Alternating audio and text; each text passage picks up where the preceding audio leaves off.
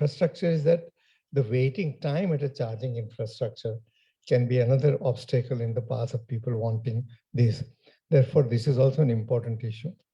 Another important constraint or consequence of having large EV vehicles is on the distribution in the companies, in the power distribution companies. The load profile may change depending on when people charge their thing and so on. I think one of the issue here is that we have done a survey to understand what people's charging patterns are, when they charge, during what time, during weekends and weekdays, etc. One of the concerns that has been raised by our survey is that the survey size, sample size is very small. But any statistician would tell you that the uncertainty margin is not a function of what proportion the sample size is to the total population, but the absolute sample size. And therefore, I think much of our results can be considered as, yes, they are small samples, so there is a slightly larger margin, but maybe plus or minus 10, 15% is the error margin one can consider. Based on that, I think I would not take much time, but just say that we have done this survey, we have assessed what is happening on the DISCOMs, and we will see the results and see what it tells us. Thank you all.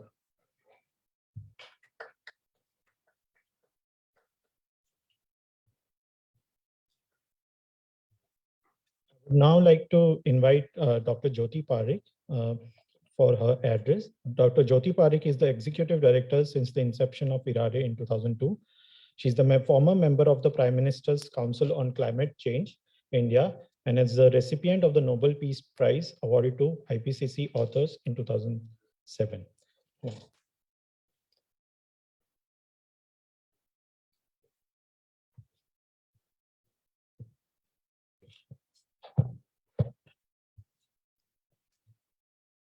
So good afternoon, ladies and gentlemen.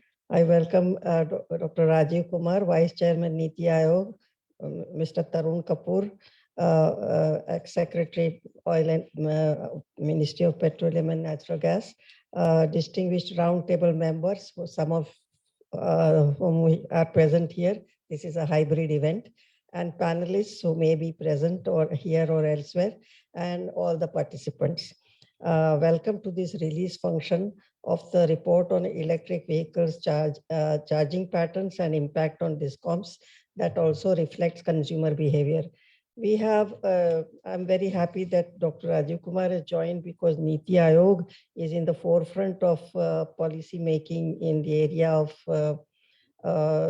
electric vehicles, and they have taken a number of very important and relevant steps.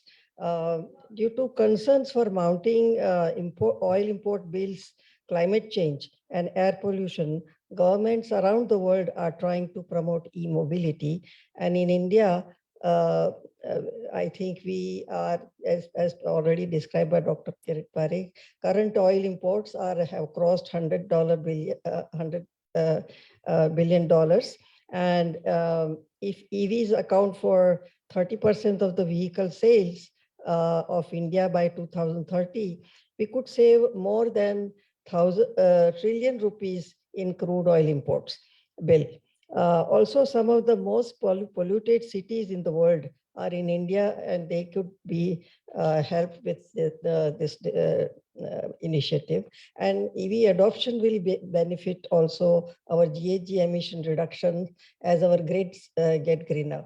So the DISCOMs would be primarily responsible for managing EVs load. Hence, it is important to for DISCOMs to plan in advance and estimate the number of electric vehicles that are likely to be in use and their estimated impact on the grid.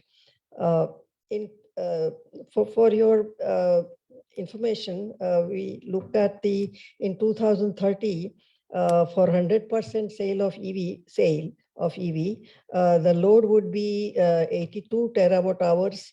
That is 3.3% of total not load, the electricity consumption would 33% of total consumption by then. And also the current electricity tariff of INR 5 rupees kWh being prescribed by DERC. EVs can assist electric distribution utilities in earning more than rupees 41,000 crores, 41,000 crores by 2030. So it can be a major business proposition for distribution utilities. 1 year ago, we met Shakti Foundation to discuss EV study, and we felt that the impact of EVs on DISCOM is yet not adequately explored and understood. So let us examine this with taking the Delhi as a showcase study.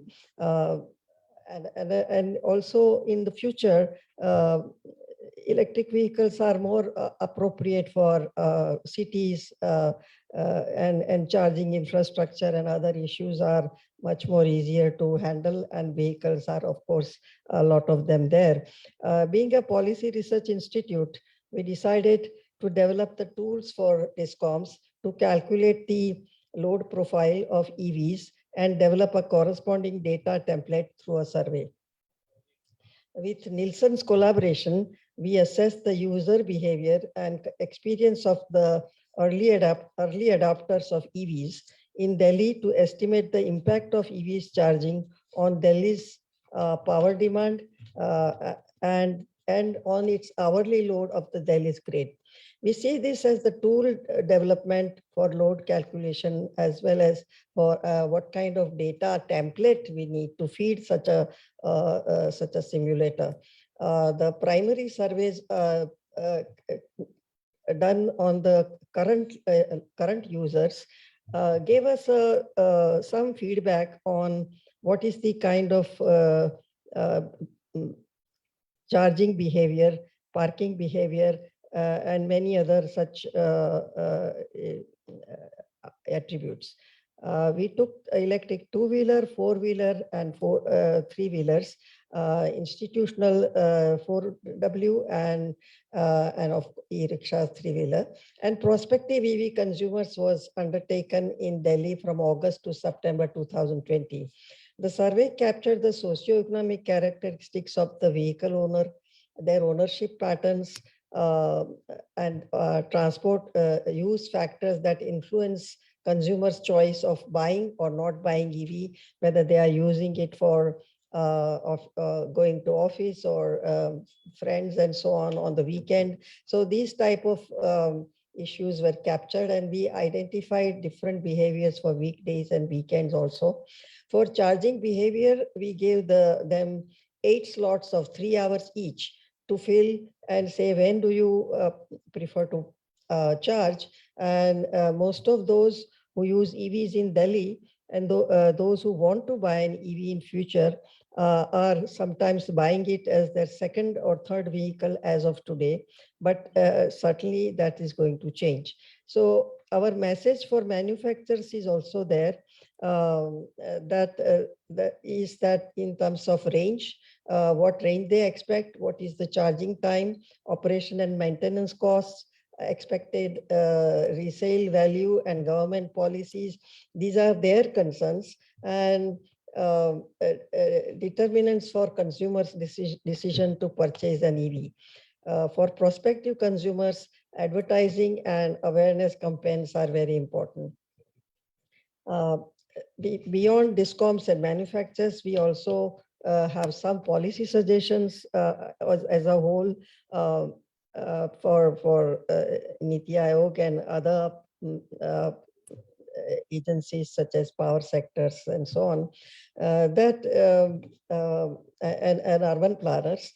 Parking space emerged as a significant hindrance for EV adoption, and buyback policies is also an important policy intervention that could improve EV adoption. Some of the more details would be explained, so I'm not giving away their work right now, but just giving you an idea what we did. It also has highlighted consumer preference for still cost reduction and improvement of range.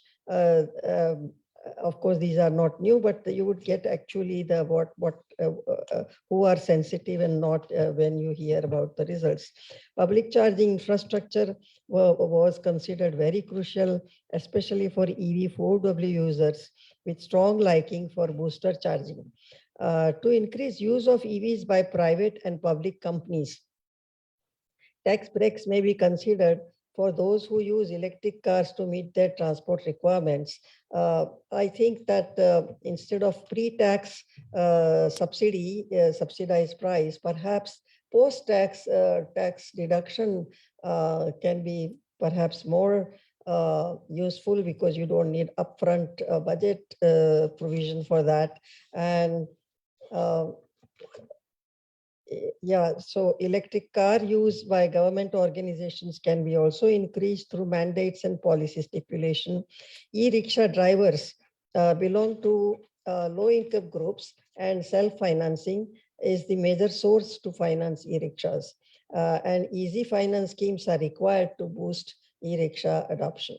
Thus, charging patterns identified by the survey has been used. Then it was fed to the tool that we developed on load simulation. The tool can be helpful to the DISCOMs. Now I can just show the just two slides to show what is the nature of results we get. So kindly, you are putting it on. No? So on the most right, you can see the the lean month load curve, the brown one. Do I have a pointer? Okay, anyway, the brown color is the lean month load curve, and the down below is the simulated here. Wait a minute. Oh.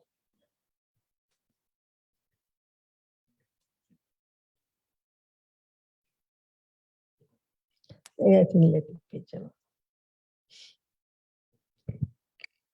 So the gray area down there is a possible load for electric 4W. Red one is so despite very large number of two-wheelers, four-wheelers, three-wheelers, and 4W institutional, each of them have a very different charging pattern, and you can see on the y-axis the numbers that appear despite the very large number of 2W this is predicted in 2030. A very large number had almost 100% share. Its impact, its contribution to the load is not that high, but the four-wheeler is a very critical issue. Four-wheeler also has to be charged during the daytime, many of them, and three-wheelers is almost entirely at night. Four-wheeler institutional has a different pattern. And so each patterns are then combined together. Now in lean month, the share could be as high as 54%. But then it is at the night time, so it is beneficial because people can, the DISCOMs can make money during the night time also, which is not happening right now. In the peak month, that time, the same pattern remains, but then it is 17% of that time's load. So one has to prepare. One has to prepare in that manner.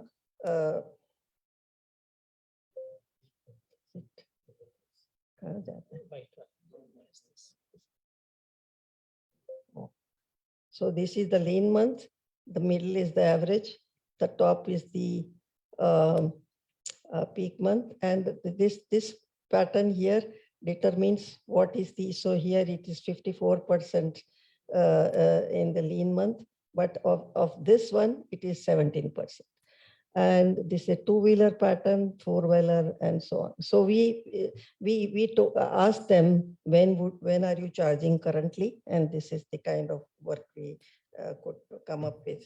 So this is the only slide I have, so that my colleagues will give you more detail. In 2030, the impact of EV charging is estimated. And going ahead, DISCOMs in all cities will face this problem. So we could use this as a case study, and load calculator and a data template is also indicated what sort of data you have to ask them. And then the new city, let's say if they want to try that, they can feed their number of two-wheeler, three-wheeler, four-wheeler. And to start initially, they can feed values of total and total number of vehicles and take default values of Delhi consumers to estimate their load in the beginning. After a while, they might want to do their own survey. Although meant for DISCOMs, we have messages for manufacturers as well, as I mentioned. For long-term, also, which Niti Aayog is interested in planning policies, we find battery swapping is also a very useful initiative, because battery swapper organizations will be far more methodical and predictable, and they might charge at night mostly, and make load little more predictable than the individual customers. However, the another policy is time of use pricing. We have mentioned, we asked for time of use pricing way back 20 years ago in Indira Gandhi Institute, or even more, and it has still not happened. But I think it's possible for to announce this and say those who want to, DISCOM can make time of use pricing policy and say that those who want to avail this these rates can install smart meters themselves. So at least they don't need to then give some other benefits, so that way they don't need to incur so much cost for smart meters. I also suggest that instead of pre-tax benefits, post-tax benefits would help the country better, as we will not have to shell out beforehand and make budgetary allocation. So thank you again, Dr. Rajiv Kumar, for being with us. He has been a very alert and far-sighted decision maker, and I'm sure that he has questions and suggestions of his own. I thank everybody for attending, especially Dr. Rajiv Kumar, Mr. Tarun Kapoor, all the roundtable members who are seen or not seen, and participants. I thank especially IRADe colleagues and Shakti Foundation for supporting us, and IRADe colleagues for working hard around the clock in the last few days. Thank you very much.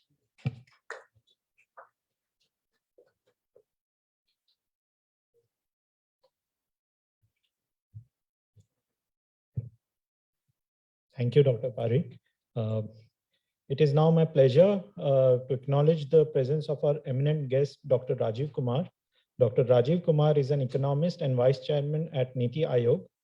He has a PhD in economics from Lucknow University and a doctorate from Oxford University.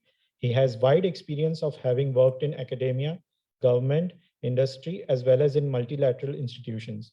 He serves as the Chancellor of Gokhale Institute of Politics and Economics, and I would now like to welcome Dr. Rajiv Kumar to give his address. Thank you.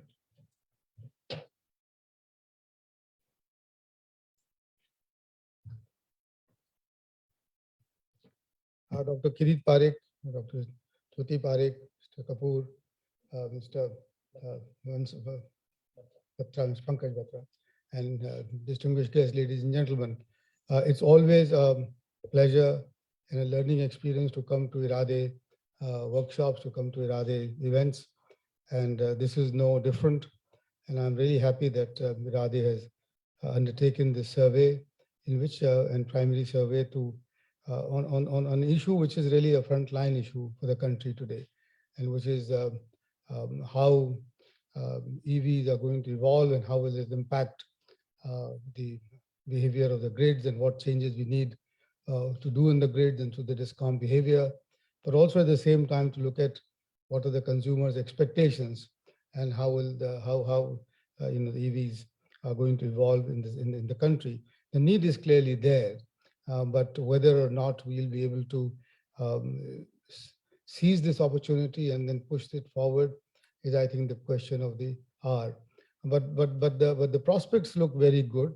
The EV demand has been rising pretty much exponentially, and in 2021 we sold about 330,000 EVs, of which principally, of course, this was a 168% rise to the previous year. Now that's the kind of rise that you're seeing in 1 year, and out of the total sales, of course, 1.57 lakhs were two-wheelers, 1.46 were three-wheelers, and but the four-wheelers also, the cars, they actually jumped from 4,600 in 2020 to 14,000 in 2021. So that's like a threefold rise in the four-wheelers. So it's coming, it's happening, and I think this is, you can see that very much so, and I think this has been spurred by what the government of India is doing.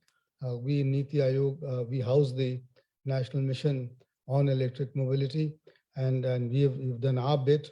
And the government is actually, if you total everything today, has allocated about 55,000 crore on focusing on, not just FAME 2 and FAME 1, but also what is now known as the Production Linked Incentive Scheme, where we want to indigenize the manufacturing of this entire supply chain of advanced cell chemistries, advanced automobile and auto components, and the rest of it, and the solar model. So I think the central government has made up its mind that this is the sunrise sector. We need to capture this. And the next thing which is coming, by the way, is hydrogen, which again, Niti Aayog has been playing a very important role, and the hydrogen mission has been announced, and the hydrogen policy was announced recently by the Minister of Power.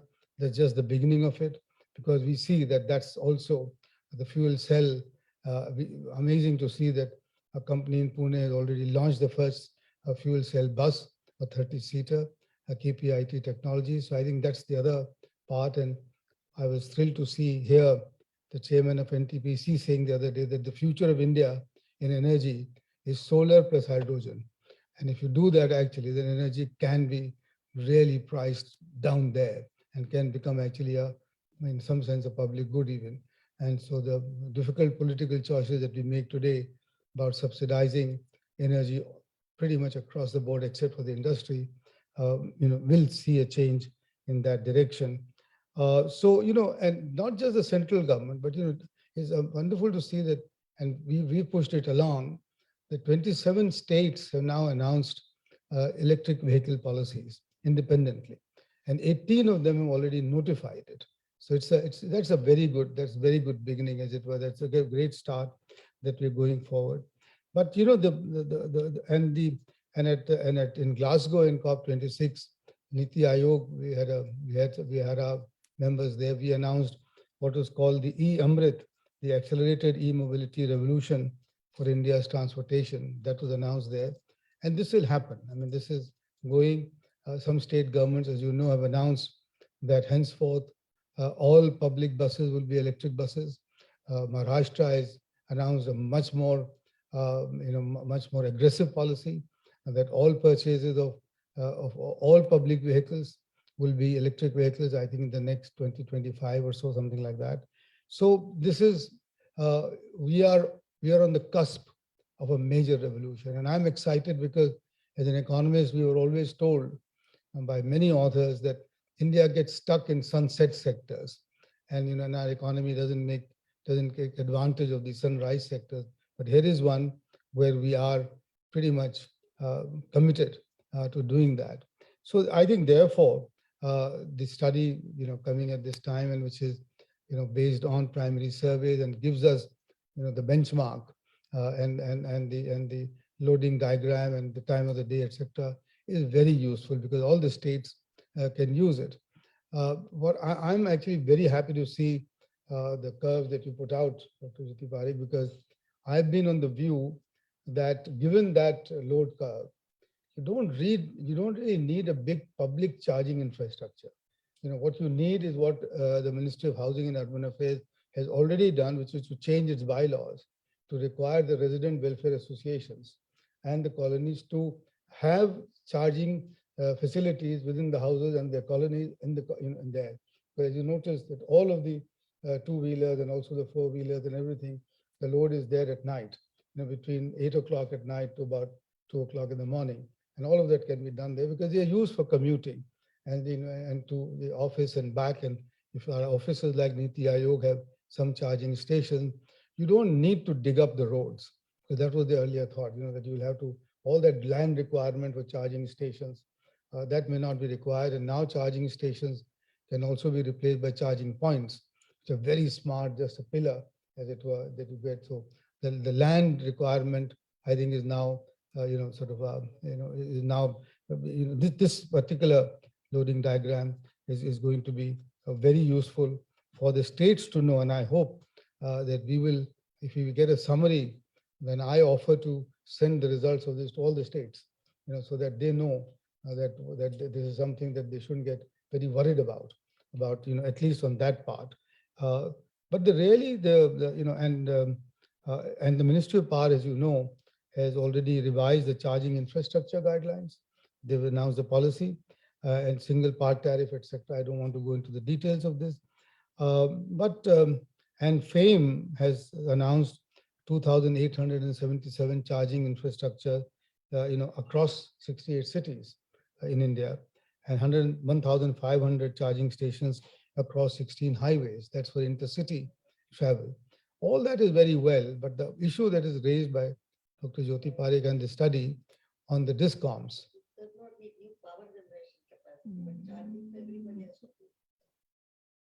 So Everybody has to charge their vehicles, but does not need large new power stations.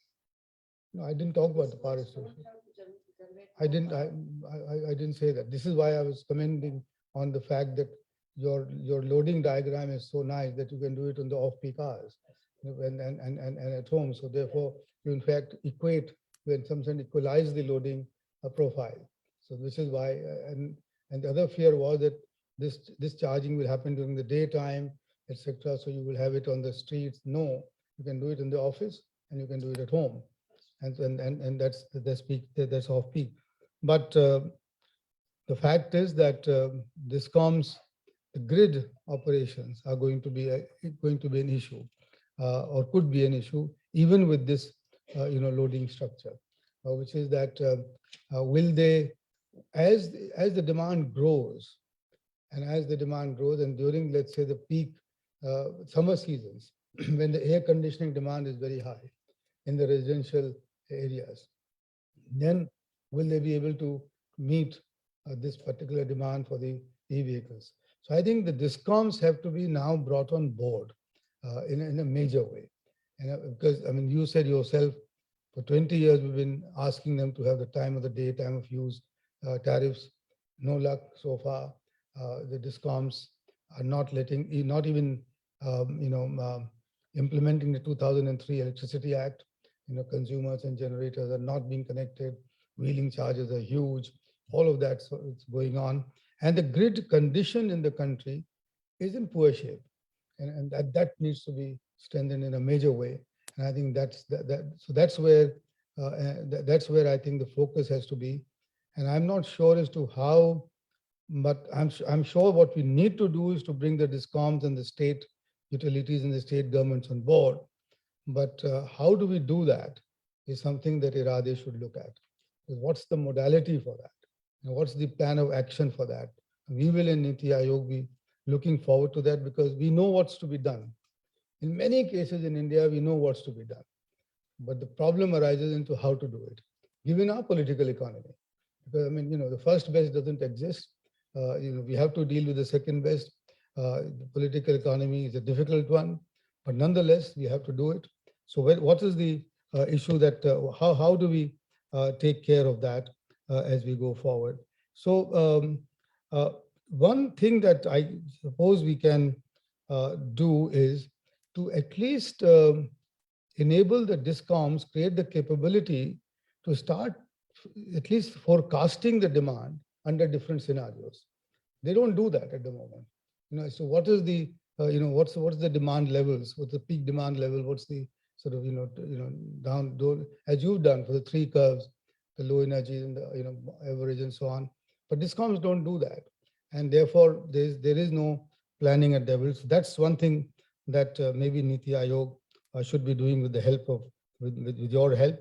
The other thing that was brought to my notice is that Ola Mobility Institute did a pilot in Nagpur, and they noticed that the voltage fluctuation challenges are faced at charging stations, at any time. And due to these voltage fluctuations, fast chargers at charging stations went kaput. They were not working at all.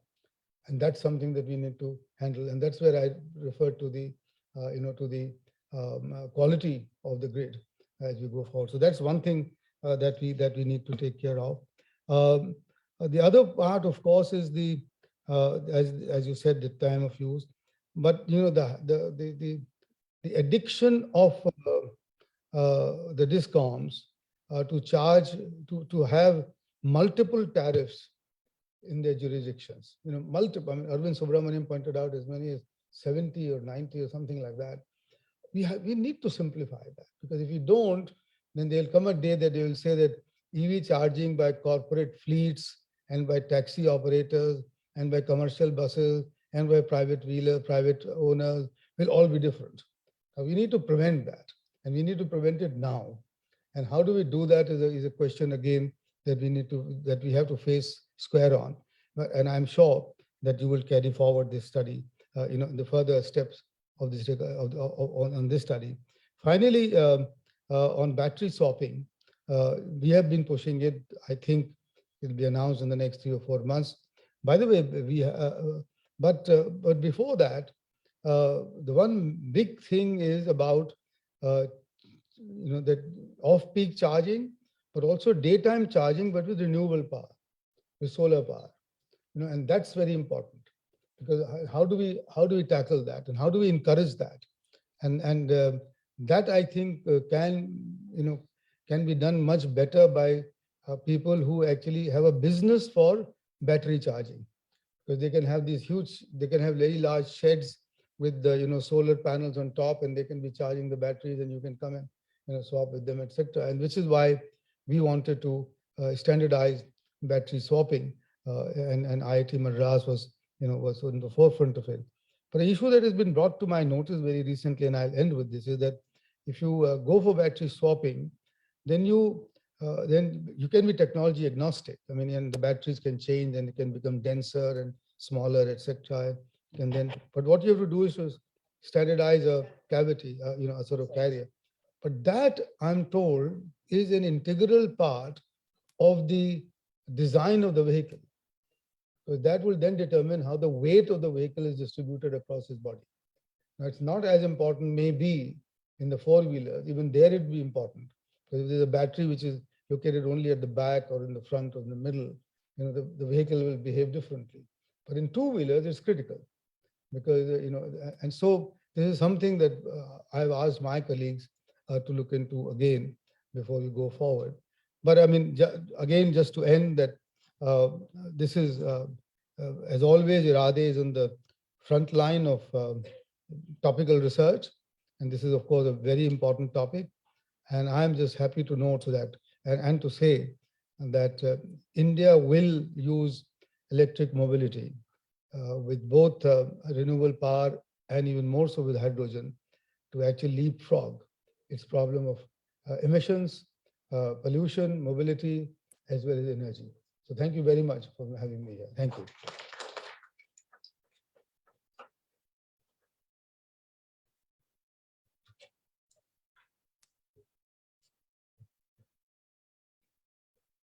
Thank you, Dr. Kumar, for this insightful talk. And now I would like to invite Dr.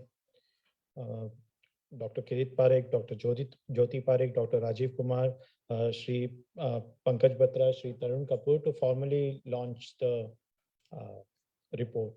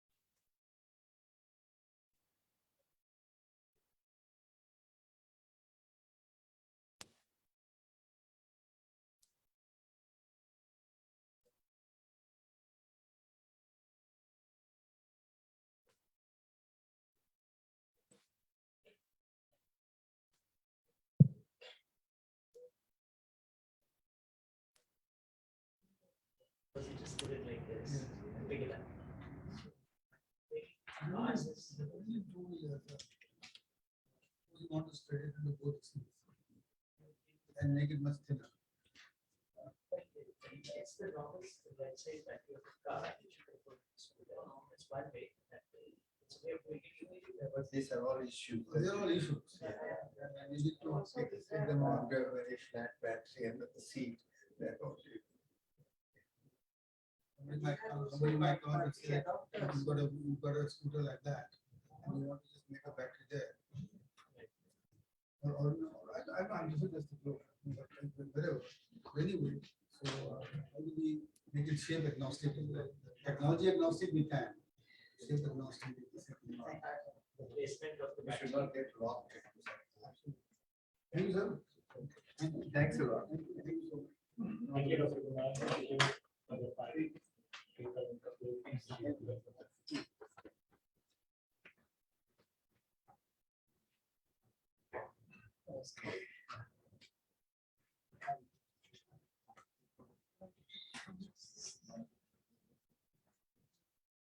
Thank you.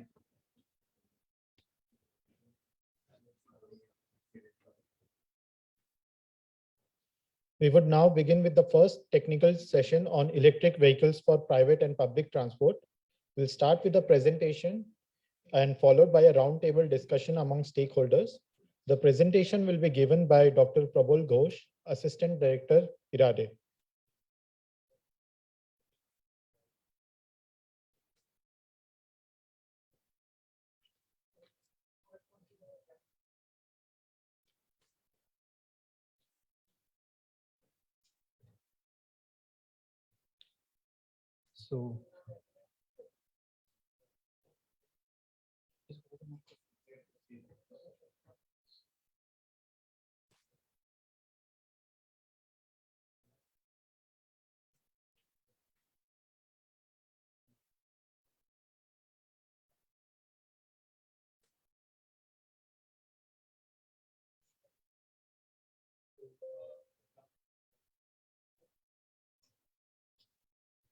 So, good afternoon. I know you have a mic. Thank you. So good afternoon, everyone. Thank you for joining us today for the release of this important report that we have been working for the last 2 years.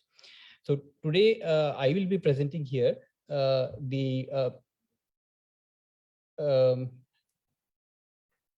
So I'll be presenting our analysis on the profile of existing EV consumers and key policies to promote and support EVs in Delhi. So the methodology that we followed is that we conducted primary surveys.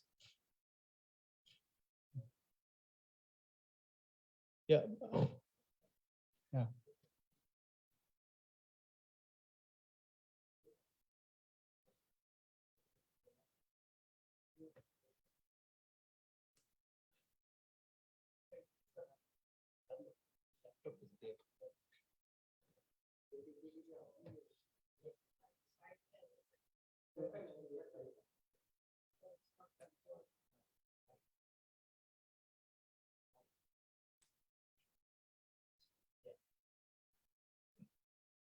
So the methodology that we followed was that we conducted primary surveys of current and prospective users of EV in Delhi. And these surveys were conducted on 5 consumer segments covering 500 respondents across Delhi.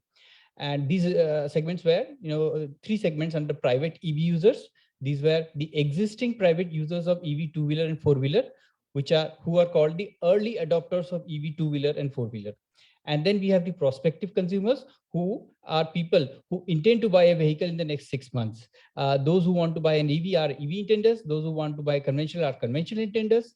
In our survey, what we find is that 52% of the prospective consumers are 52% of the two-wheeler buyers are EV intenders, and 53% of the four-wheeler buyers are EV intenders. Then we have these last 2 segments, which is the institutional users of EV and e-rickshaw drivers. Now, the questionnaire was designed to assess the respondents for their socioeconomic profile, their travel patterns, their access to parking and charging facilities, their charging patterns, the plug-in time, SOC, plug-out time, SSC, etc., and of course their suggestions and preference for various aspects of EVs. The survey was conducted from August to September 2020 in Delhi, while the reference period was February 2020, the pre-COVID period. So first we look at the consumer profile of private EV buyers in Delhi. So the table below will show you that it gives the average monthly household expenditure of the early adopters of EV two-wheeler, four-wheeler, and prospective consumers. So as you will see that for two-wheeler, early adopters of two-wheeler, they have a average monthly average expenditure of 18,500. The four-wheelers early adopters have it 44,000, and so the lower expenditure classes are going for electric two-wheeler, and the high expenditure classes are going for electric four-wheeler. If you look at the prospective consumers, among two-wheeler buyers, the conventional intenders have a average monthly expenditure of 12,000, and EV intenders have it 24,000. And for four-wheeler, it is 28,300, and for EV intenders, it is 34,000. So basically what we see is that the preference for EV, it increases with income. Then what we also see is that in 100% stacked horizontal bars on the graphs, and the slide will show you that it plots the various purposes for which the early adopters of EV two-wheeler and four-wheeler, the purposes for which they have been using their electric vehicle. So what we find is that among early adopters of EV two-wheeler as well as EV four-wheeler, majority of people are using it for their regular office commute, all of them. Now, apart from that, what people are using it is for short distance travel. And this pattern is also shown by the prospective consumers, where we find that EV intenders, that is the people who want to buy an EV, are people with short distance travel. In addition to regular office commute, in addition to regular, they have a short distance travel requirement. Those are the people who are opting to buy an EV. So this is a very important characteristics, that more short distance travel, people with short distance travel requirement are the ones who are buying EV. The third important thing that came out is that people who are already owning a conventional two-wheeler or a conventional four-wheeler or both are the ones who are most likely to buy an EV. So the early adopters of EV two-wheeler, 1/3 of them already have a conventional two-wheeler, and the early adopters of EV four-wheeler, all of them have a two-wheeler or four-wheeler or both. So the thing is that the electric vehicles are mostly the second or third buy for people. So that's an important thing that came out.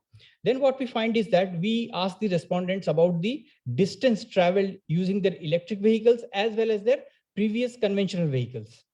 And their responses was analyzed. And you can see in the table, we compute the vehicle kilometers traveled using their electric vehicles for two-wheelers and four-wheelers, early adopters, on weekdays and weekends. And also, and for the prospective consumers using their current conventional vehicles. What we find is that, first of all, average daily kilometers traveled by conventional vehicle is higher than EVs on weekends. Second thing, what comes out is that if you look at the horizontal bars, they are the histogram plot of the average distances traveled by their conventional vehicles of early adopters of electric vehicles. So what the first graph shows is that for early adopters of EV two-wheeler, the distance traveled using the conventional two-wheeler. And what it shows is that 55% of the early adopters of EV two-wheeler who have a conventional two-wheeler, they have reported zero distances traveled, which means that they are not using their conventional vehicle. This is on working days. And on non-working days, 82% have said that they have zero distances traveled using their conventional vehicle. Similarly, for EV four-wheeler, the early adopters using the conventional two-wheeler, 86% have said that they are traveling zero distances on working days, and 38% using the conventional four-wheeler are traveling zero distances. So the important thing that is coming out is there, most early adopters of EV two-wheeler and four-wheeler have stopped using their conventional two-wheeler and four-wheeler. So this is an important thing. So which means that if you now introduce a buyback policy that exchanges their idling conventional vehicle, people will readily give up that vehicle, switch their conventional vehicle and buy an electric vehicle. So this is an important part of their behavior that has come out. So, this is a part of something that needs to be looked at for policy. Next, what we looked at is the parking and charging access, the access to parking and charging facilities of the early adopters of EV in Delhi. So early adopters of the EV two-wheeler, what we find is that they all have access to parking facilities. Then 90% are charging from home. 9% said that they have option of charging from offices. 94% said they are not aware of charging facilities near their home or office. Only 6% were aware. And out of those 6%, 60% were having charging stations within 5 kilometers of their home, and 50% were having charging stations within 5 kilometers of their office. Yet none visited a public charging station and were unaware of the waiting time. So there's a lack of awareness or priority for public charging infrastructure. Now, there was some respondent suggestion. They said that we would like charging stations within 2 to 3 kilometers. And they said that we would like service centers and free servicing in the first year. So this is for the early adopters of two-wheeler. Then early adopters of EV four-wheeler, they have said that most of them had home or garage parking, that is standard parking facilities. However, none opted for public charging despite 60% having charging stations within 5 kilometers. On working day, 95% were charging from home and 5% were charging from office. On a non-working day, only 1/3 people were charging, and that too from their homes only. So here also there was the respondent suggestion was that they disapproved of the availability of the charging infrastructure and waiting time. And they wanted public charging infrastructure within 1 kilometers, preferably, or at least within 2 to 3 kilometers. They suggested having battery swapping facility in every station and fast charging within 90 minutes. So therefore, there is a need for awareness of public charging infrastructure as well as increase in the improved infrastructure. Further, we looked at the access to parking and charging facilities for the prospective consumers in Delhi. So here too, the lesson was, first, there is a need for awareness. Why? Because less than 10% of the respondents were aware of public charging stations near their home or office. Then what we found was that public charging infrastructure was not so important for two-wheeler, but was very critical for EV four-wheeler growth. And public charging infrastructure growth is, for conventional intenders, the people who are not EV enthusiasts, who are not so interested in EV and prefer a conventional vehicle, if you have to convince them to buy an EV, then you have to having public charging infrastructure is very critical for that. They want that. Then we see that around 60% said that they would like a public charging station within 1 kilometers of their homes and offices. So this is a very consistent, a message that is coming out from three different segments. Then what we found was that within public charging infrastructure, booster charging was more preferred, strongly preferred than normal charging. And particularly for EV buyers, it was very important. So they wanted booster charging infrastructure in public charging stations. Finally, what was a very important thing that came out of this thing is that what we found was that availability of parking facilities is a very important constraint for the adoption of EV in general, and EV four-wheeler in particular. So if you look at the vertical 100% stacked bars here, so what they give is that for different kinds of parking facilities, what is the proportion of EV intenders and conventional intenders. So the first one is private off-street parking, like such as standard like garage. Second is private on-street parking, such as in societies. Third is public on-street parking, which is like on in the roads.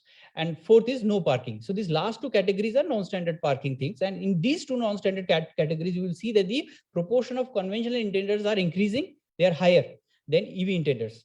This is very stark in the case of four-wheeler buyers.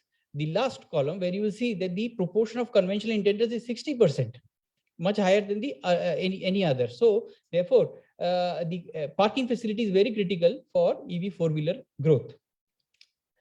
Further, we probed the respondents in terms of their consumer preferences for various aspects of EV, policies that they required, policies that they prioritize, and their likes and dislikes. So what we found was that range, charging time, operating and maintenance cost, resale value, and government policy, these are important determinants of consumer decision, right? The respondents, they gave a suggestion about cost reduction. This I'll come to later, and also upon range improvement. These are very concrete quantitative numbers that they had mentioned, so which we put it as a part of the report as well. Then what we found is that consumer feedbacks and suggestion. The respondents were asked, what would be the policies that will make it easier for you to buy an EV? And we asked them to rank various policies. And what we found is that these were the top policies that they ranked and that they found as important. These are preferential access to express and speed lanes for EVs, special parking places in prime and congested areas in the city, tax rebates for purchase of EVs, free public charging points, waiving toll charges, parking charges on EVs, etc. So these are some of the things that are incentives for EV for buying an EV. Then we also asked the conventional intenders, okay, you don't want to buy an EV, but what would be the policy that would help that would convince you to buy an EV. So they said that these are some of the things that listed, like encouraging automakers to provide more models, levying CO2 or pollution tax on inefficient vehicles, or introducing hybrid vehicles. The hybrids were more preferred than battery vehicles, introducing hybrid vehicle, or improving the range or performance of the battery EV. So these were some of the things they said. Then we asked the conventional intenders, what are the reasons they don't want to buy an EV? So they mentioned various kinds of reasons, which is shown in the graph here. And you will see these graphs for two-wheeler conventional intenders and four-wheeler conventional intenders. The four-wheeler is orange bars and two-wheelers is blue bars. They showed the proportion of people who ranked those issues as important.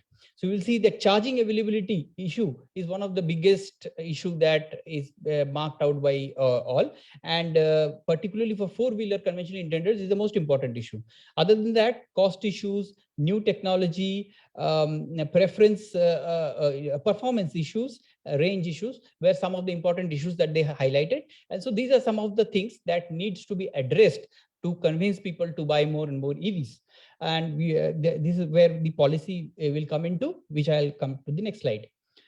So now if you look at the technology policy, so what is coming out of the survey is that price reduction through subsidies and other measures. So price reduction in the level of 36 to 54% for two-wheeler, for SUV 40%, for sedan 20 to 40%. Right. So similar for Prospectives also. Then they expect a improvement in range also, and the range is improvement is of the order of, for scooters and two-wheelers, 54 kilometers per charge to 150 kilometers per charge. That's then for sedan 120 to 300 kilometers per charge, for SUVs 300 to 400 kilometers per charge. So that is the kind of improvement they prefer. Then you have the battery, they prefer the hybrid vehicle, which I've talked of. Then for parking, we know that most of them are parking at home. So 90% of two-wheelers and 81% of four-wheeler EV, they are parking at home. So parking is an important aspect, and it can be a hindrance for adoption of EV. And for home charging, what we find is that 90% are doing home charging for two-wheeler, 95% for four-wheeler. So public charging infrastructure is not being accessed, and because it is not available properly, lacking. So public charging infrastructure essential for EV adoption and critical for EV four-wheeler growth. We need promotion of public charging stations and free public charging points, and preferably have public charging stations within 1 kilometer or 2 to 3 kilometers. And increase booster charging facilities at public charging stations. So this is some of the important things that have come out of the survey and need to do. Then from the economic as well as economic policy incentives, buyback policy should be considered, which I have explained earlier, that the past vehicles that they have been using can be easily exchanged. They would be ready to exchange for a fair compensation of the remaining economic life, and that would take away a lot of conventional vehicle from the roads and replace it by electric vehicles, a faster adoption of EV. Then we have the parking policy. In the parking policy, we know that parking is a constraint to growth. So to ease the parking constraint, we need to decongest the roads and the parking places in Delhi. And for that, and across the world, it is being used. Parking markets need to be introduced. Parking tax on pollution and inefficient vehicles can be introduced to encourage more EV adoption. Then, of course, the subsidy and other incentives. So EV adoption increases with income, we know. So subsidies may be considered to increase adoption. Preferential access to express and speed lanes, special parking places in congested areas of the city, tax savings with tax rebates and tax savings on purchase of EV, free public charging points, and waiving toll charges and parking charges. So these are some of the incentives that can be considered for private electric vehicle ownership. So finally, what also came out of the survey is that apart from this, there is a case for having a promotion and awareness campaign, advertisement campaign. Why? When we ask the prospective consumers, what would you like to buy, an EV or a conventional vehicle? So they said, we want to buy an EV, and some said we want to buy a conventional vehicle.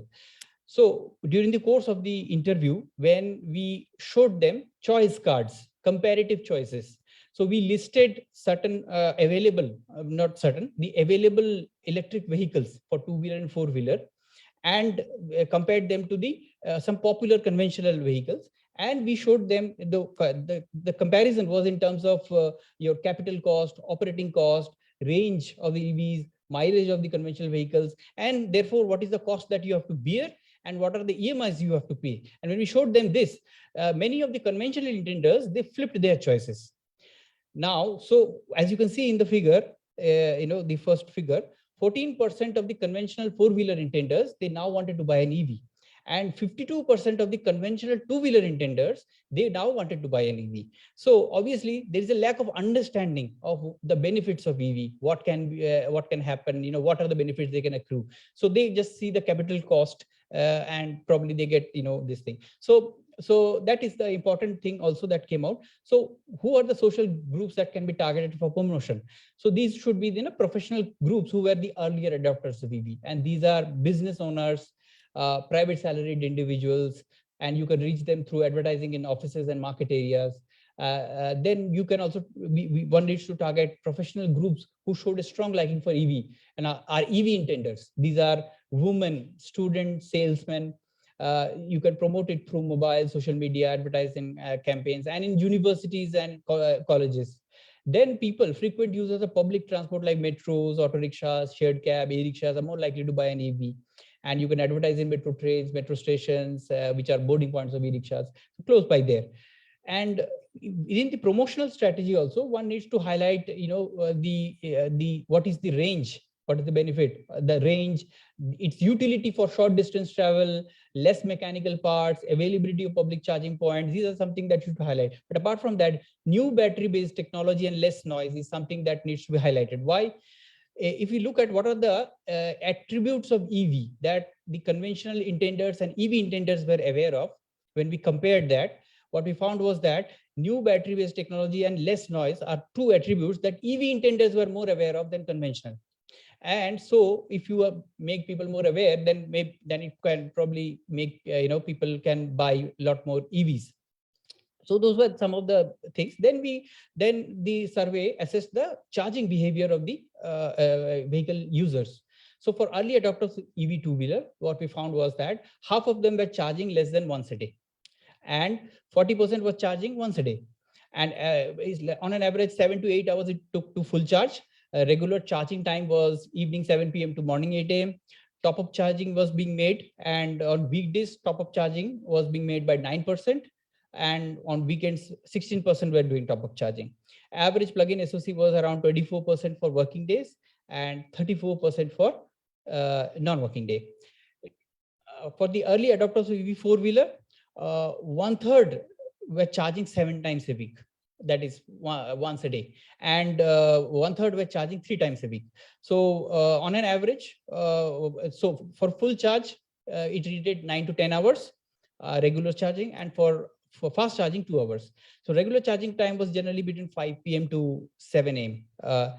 And top-up was not being used. And average SOC was 34% in the working day, and non-working day was 36%. This is average SOC at the time of plug-in. So that is the private users. And now we come to the other ones, the public transport or the three-wheeler taxis and institutional users of Delhi, users in Delhi. So first we come to the institutional e-wheeler, electric four-wheeler. So these are electric four-wheeler fleets owned by the government, by the PSUs, and by the private organization, and the taxi agglomerators. They are the ones that are clubbed into this group. So what we find is that 72% of the EVs, they belong to the private firms in the survey sample, and Mahindra e-Verito and Tata Tigor were the more popular ones. Government fleets were working 7 days, and they were traveling 90 kilometers a day. And private organizations, they were working 6 days a week, and they were traveling 114 kilometers per day. This is still lower than conventional taxi fleets. They run more compared to this. So the driver preferences that we found was that 90% had an issue with range, and they wanted improvement in range. 54% wanted an improvement in the availability of public charging infrastructure.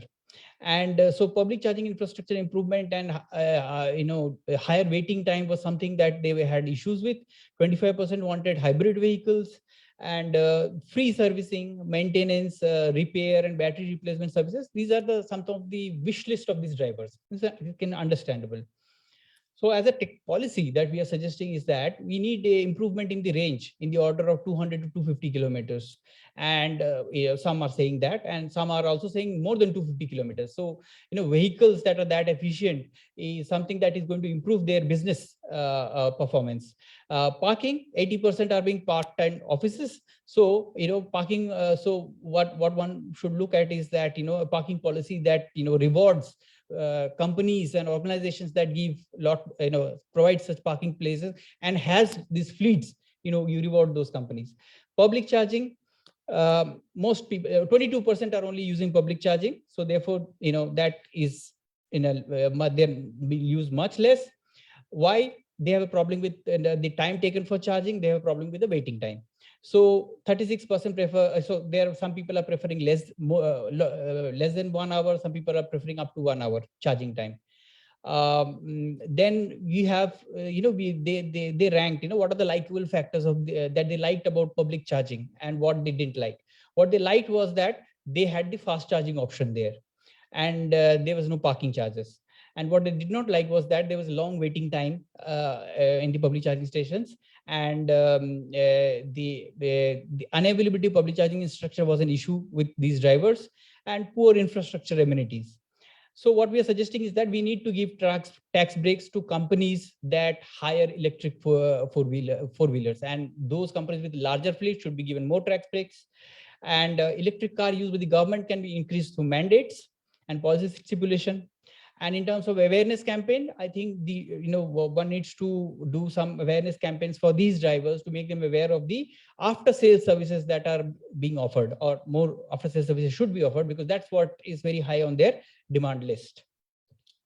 So then finally we come to the e-rickshaws. So in the e-rickshaws also, the average income that the e-rickshaw drivers are getting from using the e-rickshaws are 16,700 per month.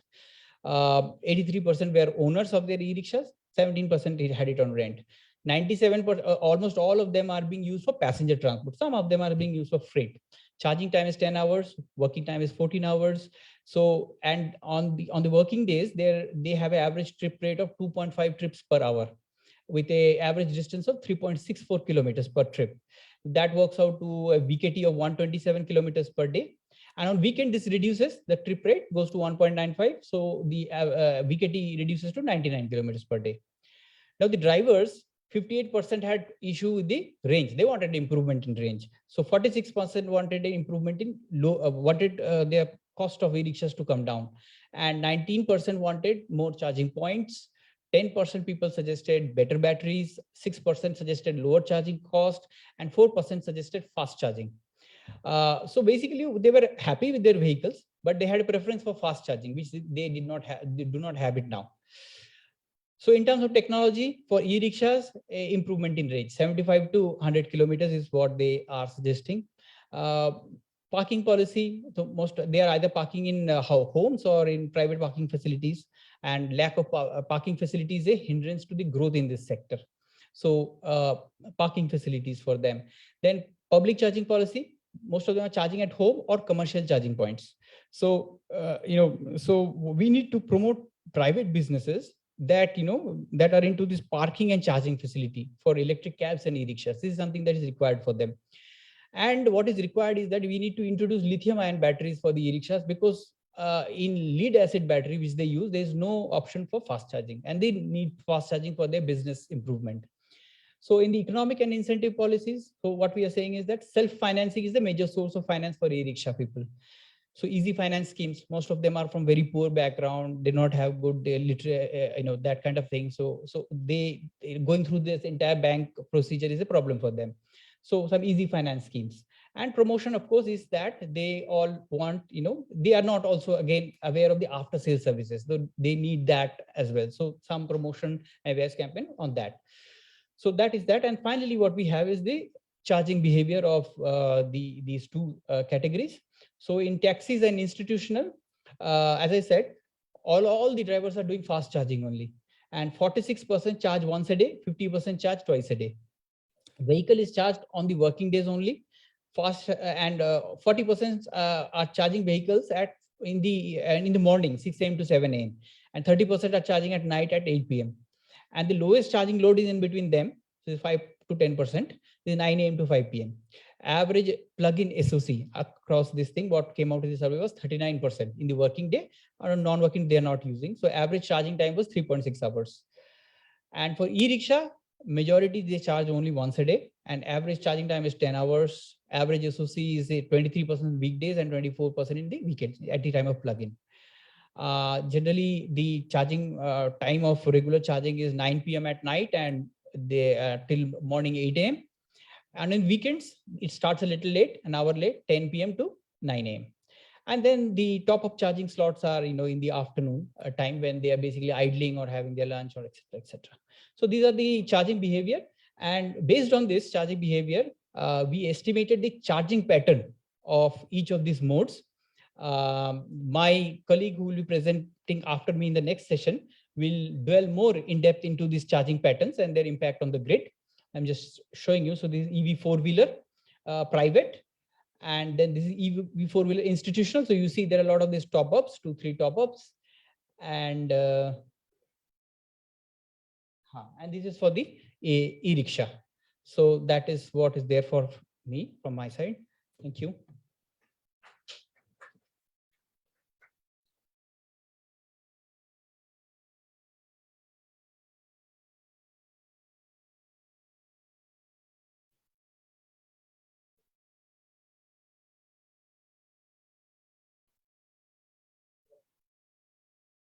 Thank you, Dr. Ghosh, for an insightful presentation. We would now proceed with the roundtable discussion. The session will be chaired by Shri Tarun Kapoor. Shri Tarun Kapoor is the former Secretary, Ministry of Petroleum and Natural Gas. He has served as Vice Chairman, DDA, and managed many important portfolio. We welcome Shri Tarun Kumar to the dais.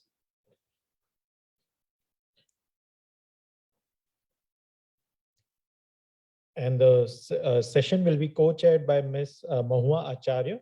Mahua Acharya is the Managing Director and Chief Executive Officer of State-Owned Energy Transition Company, Convergence Energy Services Limited of the Government of India. Mahua has 2 decades of experience in green finance, renewable energy, and carbon markets, having worked in multiple countries. Welcome.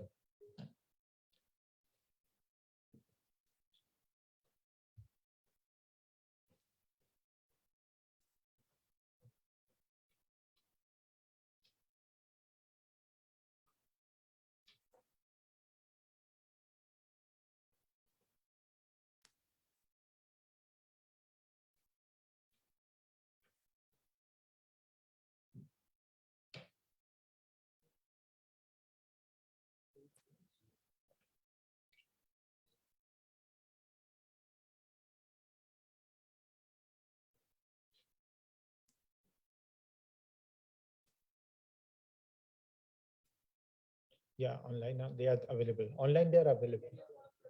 Yes.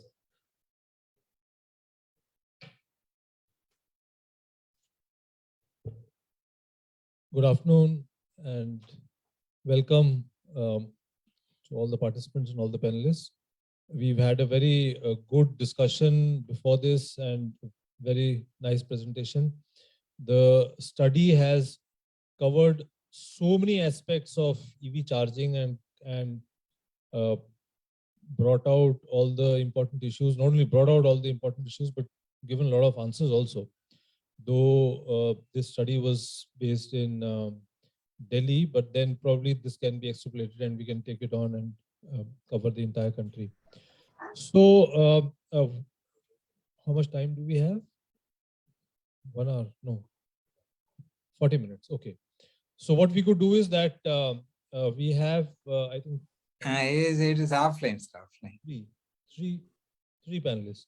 So we have 3 panelists, and we can just ask them to speak for 2 minutes each. Before that, maybe I can speak for 2 minutes, and then you can speak for 2 minutes, and then we can ask each of the panelists to speak for 2 minutes, and then we can have a open discussion. So what I could understand from the study is that the main issues which have come out, one, parking seems to be very important, because I think those early movers are the ones who have parking space. Those who don't have parking, probably they're not even buying EV, even two-wheelers. And second thing is price. So price is very important. So we have to think of ways and means to keep the price low or to bring the price down. As we get more models into the country, I think that is going to be very important. Then another thing which is very important thing which has come out is that most of the charging is taking place at home. At the moment, it's taking place at home. Even internationally, it's taking place at home. It's not just India. And Indian customer is very price conscious. The cost of charging at home would be at domestic tariffs, which would be say 5 rupees, but public charging as of now is expensive, ranges between say 12 rupees to even 20, 21 rupees per unit. So therefore, the basic charging will continue to be at home, even as we move along, as we create public infrastructure. Another point, very important, which has come out is that most of the early movers are buying EVs as a second vehicle. They already have a vehicle, and then they use more of this EV and less of their conventional vehicle which they own. And this would be because after they've made the initial investment, then probably it's much cheaper to use EV more and more. Now, and then the study has talked about three-wheelers and two-wheelers and four-wheelers, all categories, and brought out what differentiates these categories and what needs to be done. I think we need to look at the vehicle, which means that good quality vehicles and a large range of models should be available at the right price. That is one point. The second we need to look at is charging. So while the charging will happen at home mostly, but public charging is important for top up and to extend the range, because if you don't want to increase the battery size, then the other alternative to extend the range is to provide public charging so that that anxiety goes away.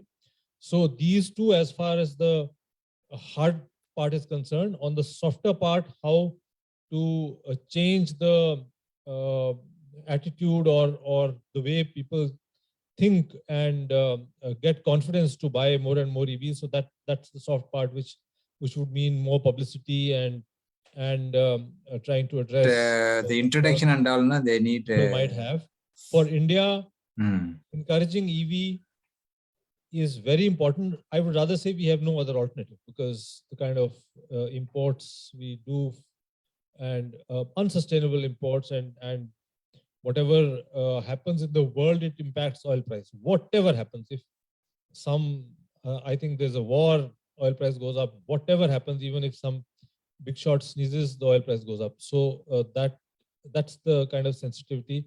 So therefore, we have no choice but really move fast on this. So with this, then I hand over to my co-chair. Thank you. And firstly, thank you to IRADe for having me at this panel. And thank you also for doing this survey. This is something that we have, at least I've been quite curious and wanting to hear consumer feedback, I guess, in more survey form as opposed to anecdotal. So thank you so much for doing this. I have 3 buckets, if I can just share them perhaps with the survey team and the audience, and of course the panelists as well. So if I were to put into 3 buckets, so some things that struck me were a little surprising. Then of course there are some things that are not surprising, and then some things that I have some questions about.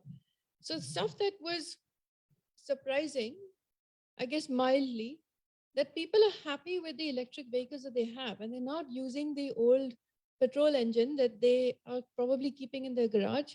And by that extrapolation, you were saying that maybe they'd be happy to sell it off if there were a scrapping policy, which is not which is good and surprising to me, because the anxiety around the battery and what would happen, it tells me that I understand it's only 500 people, but perhaps it's the beginnings of a mind change.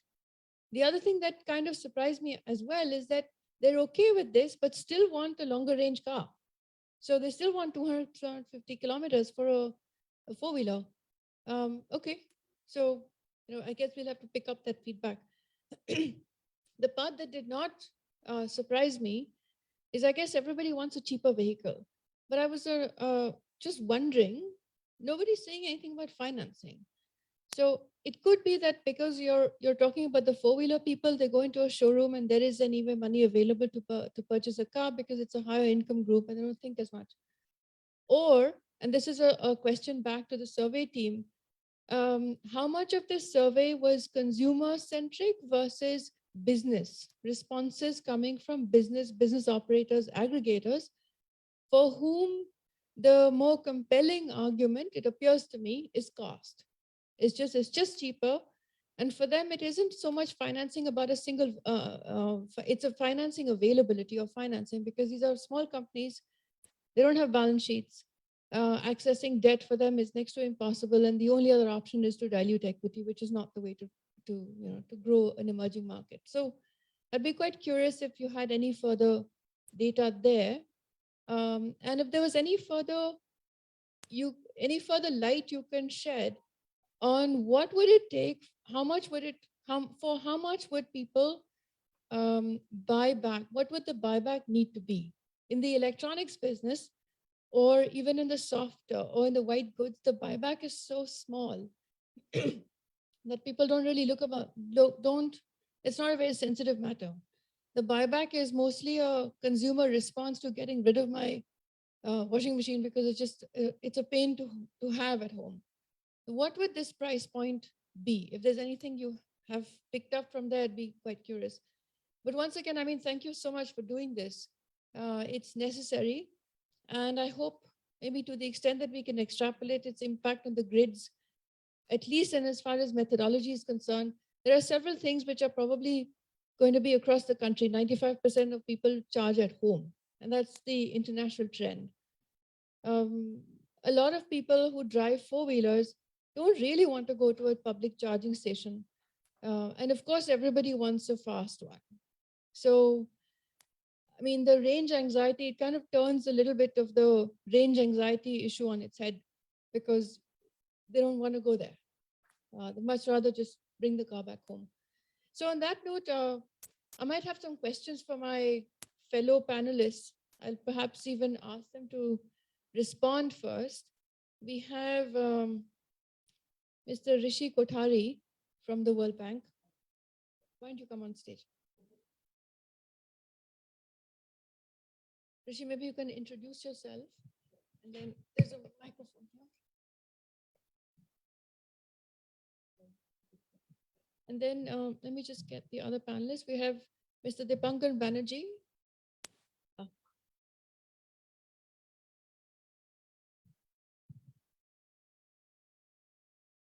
And we have Ravneet Singh Pokhela. Is he online? Yeah, hi, I'm online. I don't know if you can see me. Okay, while we wait for him, maybe you can, Rishi, you can start by introducing yourself, and then we'll go to you and leave it to you. Thank you, Mahua. This is Rishi Kothari. I work with the World Bank as a transport specialist based in the Delhi office. So I've been working with Gerald Olivier, who leads the e-mobility engagement for the World Bank over the last year or so. And we've been working very closely with Niti Aayog on their national mission for transformative mobility and battery storage. So maybe we just have a brief introduction and then. So thank you and good afternoon, all of you. I'm Dipankar Banerjee. I work for Ola Electric in the corporate affairs function. So primarily, been in the auto industry for about last 1 decade, been through, previously worked with Tata Motors and Hyundai, and relatively new in Ola last August. And yeah, happy to be part of the solution that we are trying to make. Yeah. Thank you. Hi, are you able to hear me? Sorry, I'm not getting any feedback. Can you hear me?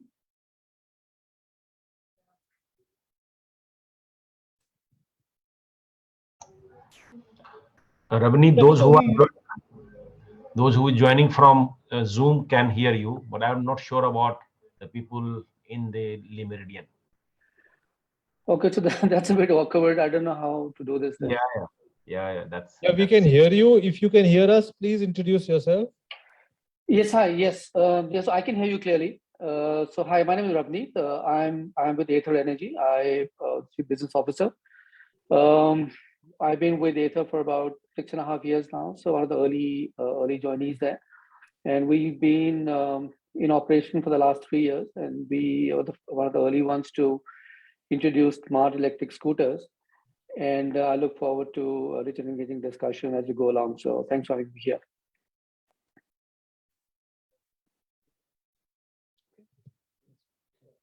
So thank you, IRADe, first of all, for having me here. Firstly, it's the first event after the whole stretch of 2 years of COVID. So it's clearly a special event that way. Very happy to go through the results of the study. I think it's very timely one because as I think everyone agrees that we are at the cusp of the CV revolution, but it's also very relevant because one thing that it clearly touches upon is that it is so important to take an approach that is founded on a very sound understanding of what the business models need to be, what the market segments that are really going to drive the growth of electric mobility in the country. And it in a way, it validates the market assessment that we have carried out at the bank as well, which is a very fairly detailed bottom-up kind of approach that we've taken. So yeah, in that sense, it's a very relevant. And I think the broader topic of the impact for DISCOMs is something that is also very closely tied with this, right? Because having this clear understanding of where the demand is going to come from, which particular commercial segments are really going to drive this demand, that is really going to be critical to develop, charging master plans and be able to have a view on how your load is going to be over the course of the day, and be able to plan charging infrastructure in strategic locations. So so I must congratulate IRADe on this study for sure. Maybe I'll give a very brief introduction, and thank you, Mahua, for touching upon the aspect of financing, because that is clearly an area where, as a bank, we are trying to address. So one key area, we're working with Niti Aayog. Basically, the idea is to kind of lay down about $1 billion in several phases, and the first phase of this could be to bring forward, catalytic early investments into charging infrastructure. That should really help kind of drive this charging infrastructure and battery storage system. So that should help drive the energy and transport transitions, that the country is kind of aiming towards. And then the following would be more looking at de-risking finance for electric mobility. And that is where we look at a two-fold approach, where we look at how could we de-risk the market by looking at much broader collaboration in the ecosystem between OEMs and financiers and service providers and so on. How could we de-risk the market, and followed by bringing the cost of financing down, especially for the business models that are really ripe, that really have that strong potential to drive the growth in the country. So those are two areas where the bank is very strongly kind of working on. But we also trying to engage at a more state level, where we're trying to de-risk the loans that the private bus operators would be taking to bring the cost of service delivery down for electric buses, right? And must congratulate CESL on their recent tender, the Grand Challenge tender, which is fantastic initiative. And I've already seen that, Delhi is really going full steam ahead with that. And hopefully, in the rest of the 4-5 cities, we should start, see massive growth there as well. So those are the areas as well that the bank is trying to support on bringing the cost of service delivery down on the e-buses. So trying to cover, the private vehicles, e-buses, and charging infrastructure. So the entire range of uh, uh, ecosystem for the electric mobility. Thank you. Yeah. So at Ola, I mean, I would pick up the thread from where Rishi left it. I think financing, of course, is the top of the mind issue, even for our customers, for any EV customers for that matter at this point in time. So what we have tried to do in our own way that, as I think almost many of you will be knowing, our buying experience is completely online, right? We don't have dealers, we don't have showrooms. It's a direct to customer model. So what we have done, we have tied up with a dozen of bankers and financial institutions. And what we are trying to offer is give a complete online experience for our customers while they are going through the buying process. So for example, a customer can opt for loans for our vehicles through the app. They just need to simply upload their basic documents that are required. And we back integrate with the financial institutions to process the loans. Of course, they have to meet the criteria that each financial institution has mandated. And once they are through, it is automatic. They get a intimation. We kind of facilitate from the back end, and it's through. Now, that is a very small bit of, I mean, the financing of the buses is a much more complex thing. Finances of fleets, even equally complex.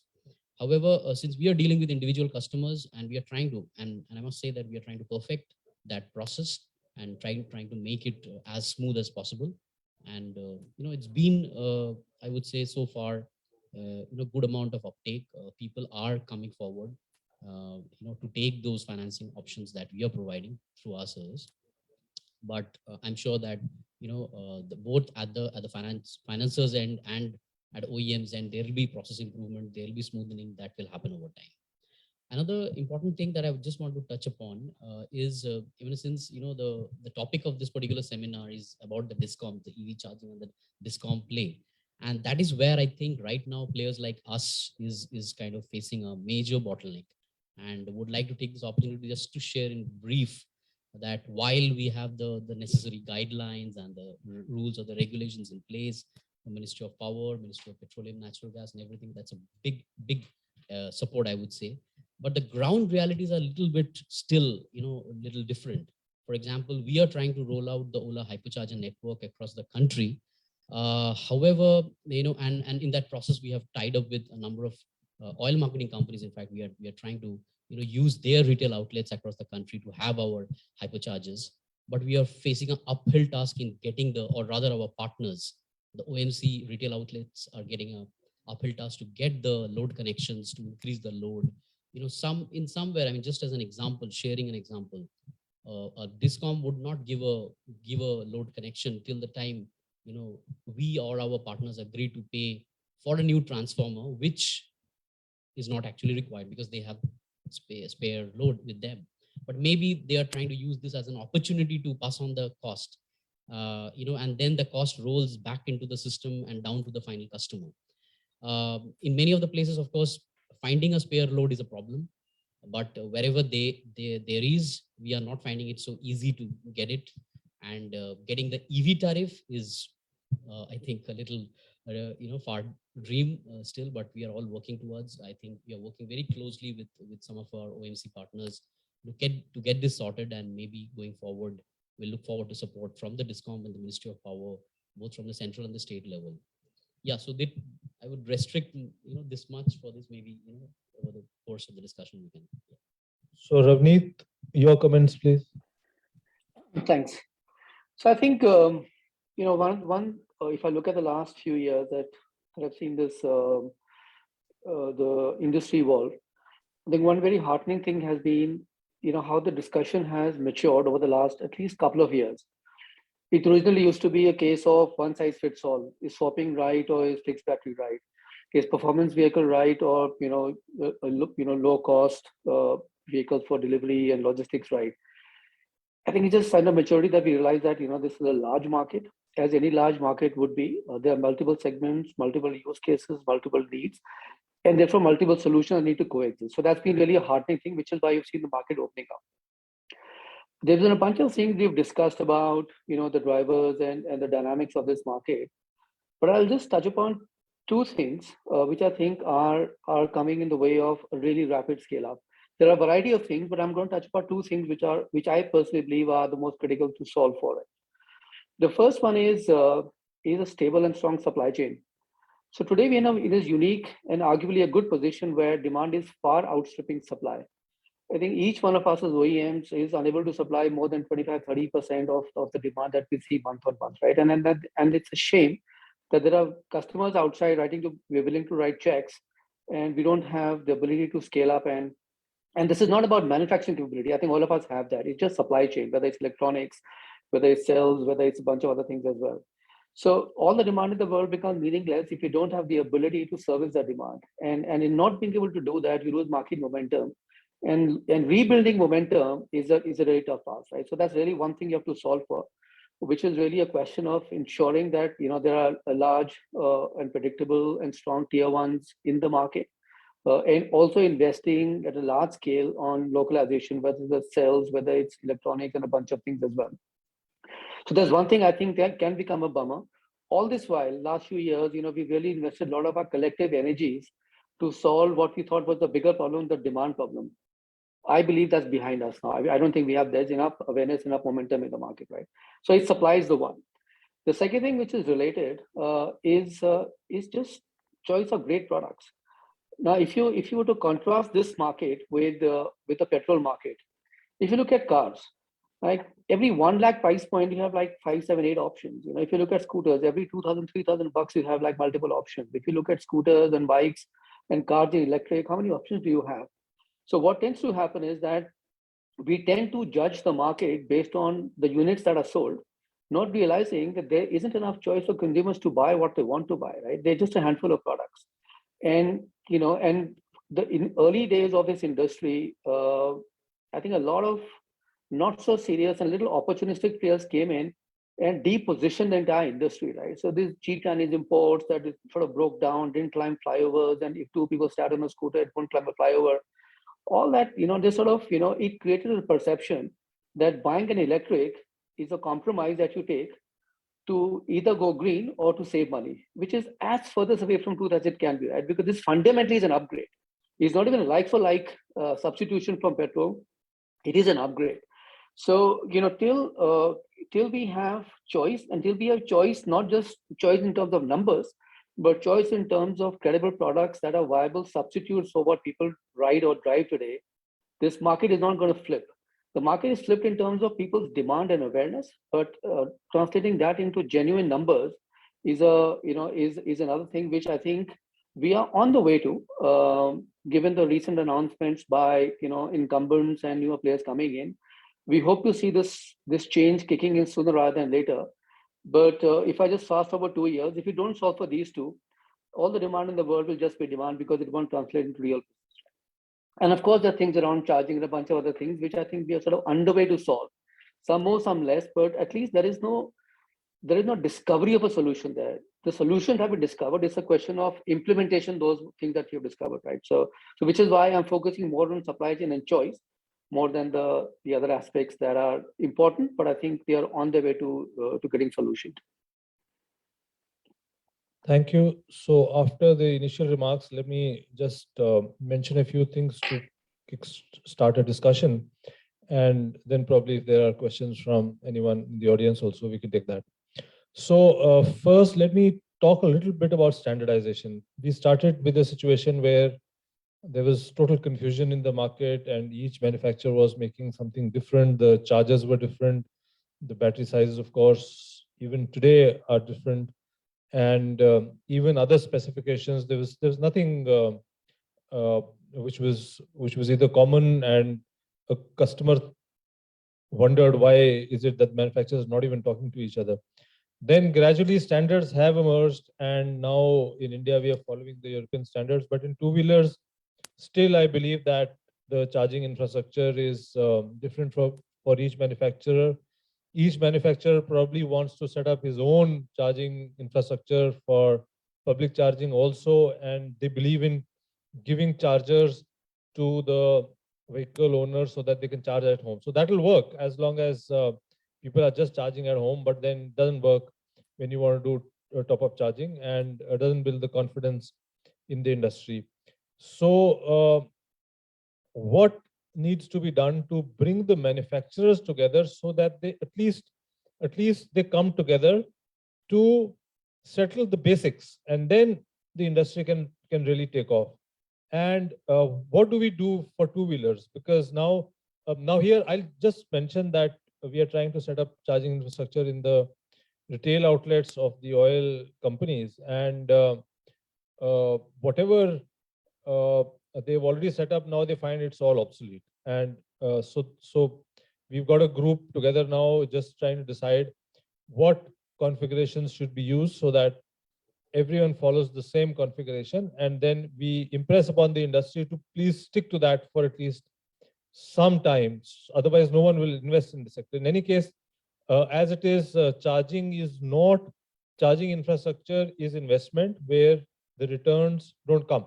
So on top of that, if you have a situation where the whole model or the configuration is going to change, then how do you motivate people to invest in charging infrastructure? So that is the first point, and probably we can ask the panelists to respond. And then after that, we would also like to discuss a little bit about how to finance charging in such a situation where it's a huge investment, particularly when you have also to pay to the DISCOM for the other end, which means that upgradation of transformers or the input supplies, which was just mentioned by one of the panelists, and the number of public charging stations which you need. There was an estimate, and it was 4 lakhs if you really want to cover the entire country. So any of the panelists? Yeah, so Mr. Kapoor, I think it's a very pertinent question and a very important one. In fact, from Ola's viewpoint, what we would submit here is the hardware part of it, at least from our side, is already as per the standards. We have followed the IEC standard, which thankfully have been adopted by BIS, last year, September. So the vehicle, so the charger side are as per the BIS 17017 25-25, and the vehicle side connectors are again as per IS 1771017 2-6. So from our side, we would definitely urge the entire two-wheeler EV industry in India to actually align with the BIS standards, which have now formally been notified, so that we can move towards interoperable charging infra. Because as you rightly said, sir, that the investments that is going on right now and that has been happening, previously by different players should not go to waste. I mean, people have already put in money. It's not just the companies, even some of the the partners who are there with us, most of the OEMs. So we would really want a situation sometime in future, and hopefully near future, where we are able to leverage upon each other, where we kind of break these boundaries, that my vehicle cannot charge in others or others can't charge in mine. Of course, I know that as an industry, we need to come to an alignment. There are some hardware standardization issues. There are some software standardization issues. But I'm sure that once the hardwares are in place and as per the standards which are notified by Government of India, the software part of it can be handled. And we are quite confident, at least from our part, that we can handle. And with an open-handed approach with the rest of the industry, I think that time should not be very far away, provided we align all together. Yeah. May I add to that, please, if you don't mind? Yes, please. Yeah, so I think just echo this sentiment. Charging infra business is it's an infra business, right? And you have to, for the asset to really work, it has to be interoperable. There is no question about that. You can't have islands of solution for each OEM, because then nobody makes money, and also the consumer suffers because they're not able to leverage the power of the entire infrastructure because they're just islands of solutions. So fortunately, we found a solution in cars. Unfortunately, we haven't found a solution in two-wheelers yet. So the connector isn't standardized. So we've been working with BIS and now with NITI Aayog to standardize the connector. Because in the absence of that, while like we have, as Ather, we have public infra, which is accessible to both Ather and non-Ather customers. For Ather, there's another connector, for non-Ather, the 3-pin plug. But the experience is not the same. Until the connector is standardized, which is what is there in cars, you will never have a seamless experience. So it's been almost 3 years since we've been in conversation with various government bodies. It looks like we are sort of nearing some kind of closure. Once that happens, now whether it's people like Ola and us who are OEMs who also are in this business, or there are pure play charging infra companies, suddenly the accessible and the addressable market becomes so much bigger, because then everybody is in the same sort of situation in terms of their technology capability and adoption. So the sooner the better, because till that happens, whether it's the OEM or a charge point operator, nobody has any incentive to make deep investments because you just don't know how long this infra will last, or when will this be obsolete, right? So I think this is the last sort of mountain to climb in terms of charging. Once that's done, because people are lined up with investment, people lined up with plans. They're just waiting for this standardization so that there is a visibility of the next 4 to 5, maybe more number of years in terms of their return of investments, which today are suspect because you don't know where the standards are and whether the current asset will be able to sort of last out of the next few years or not, right? So just echo the points already been made, or just adding a different point to it.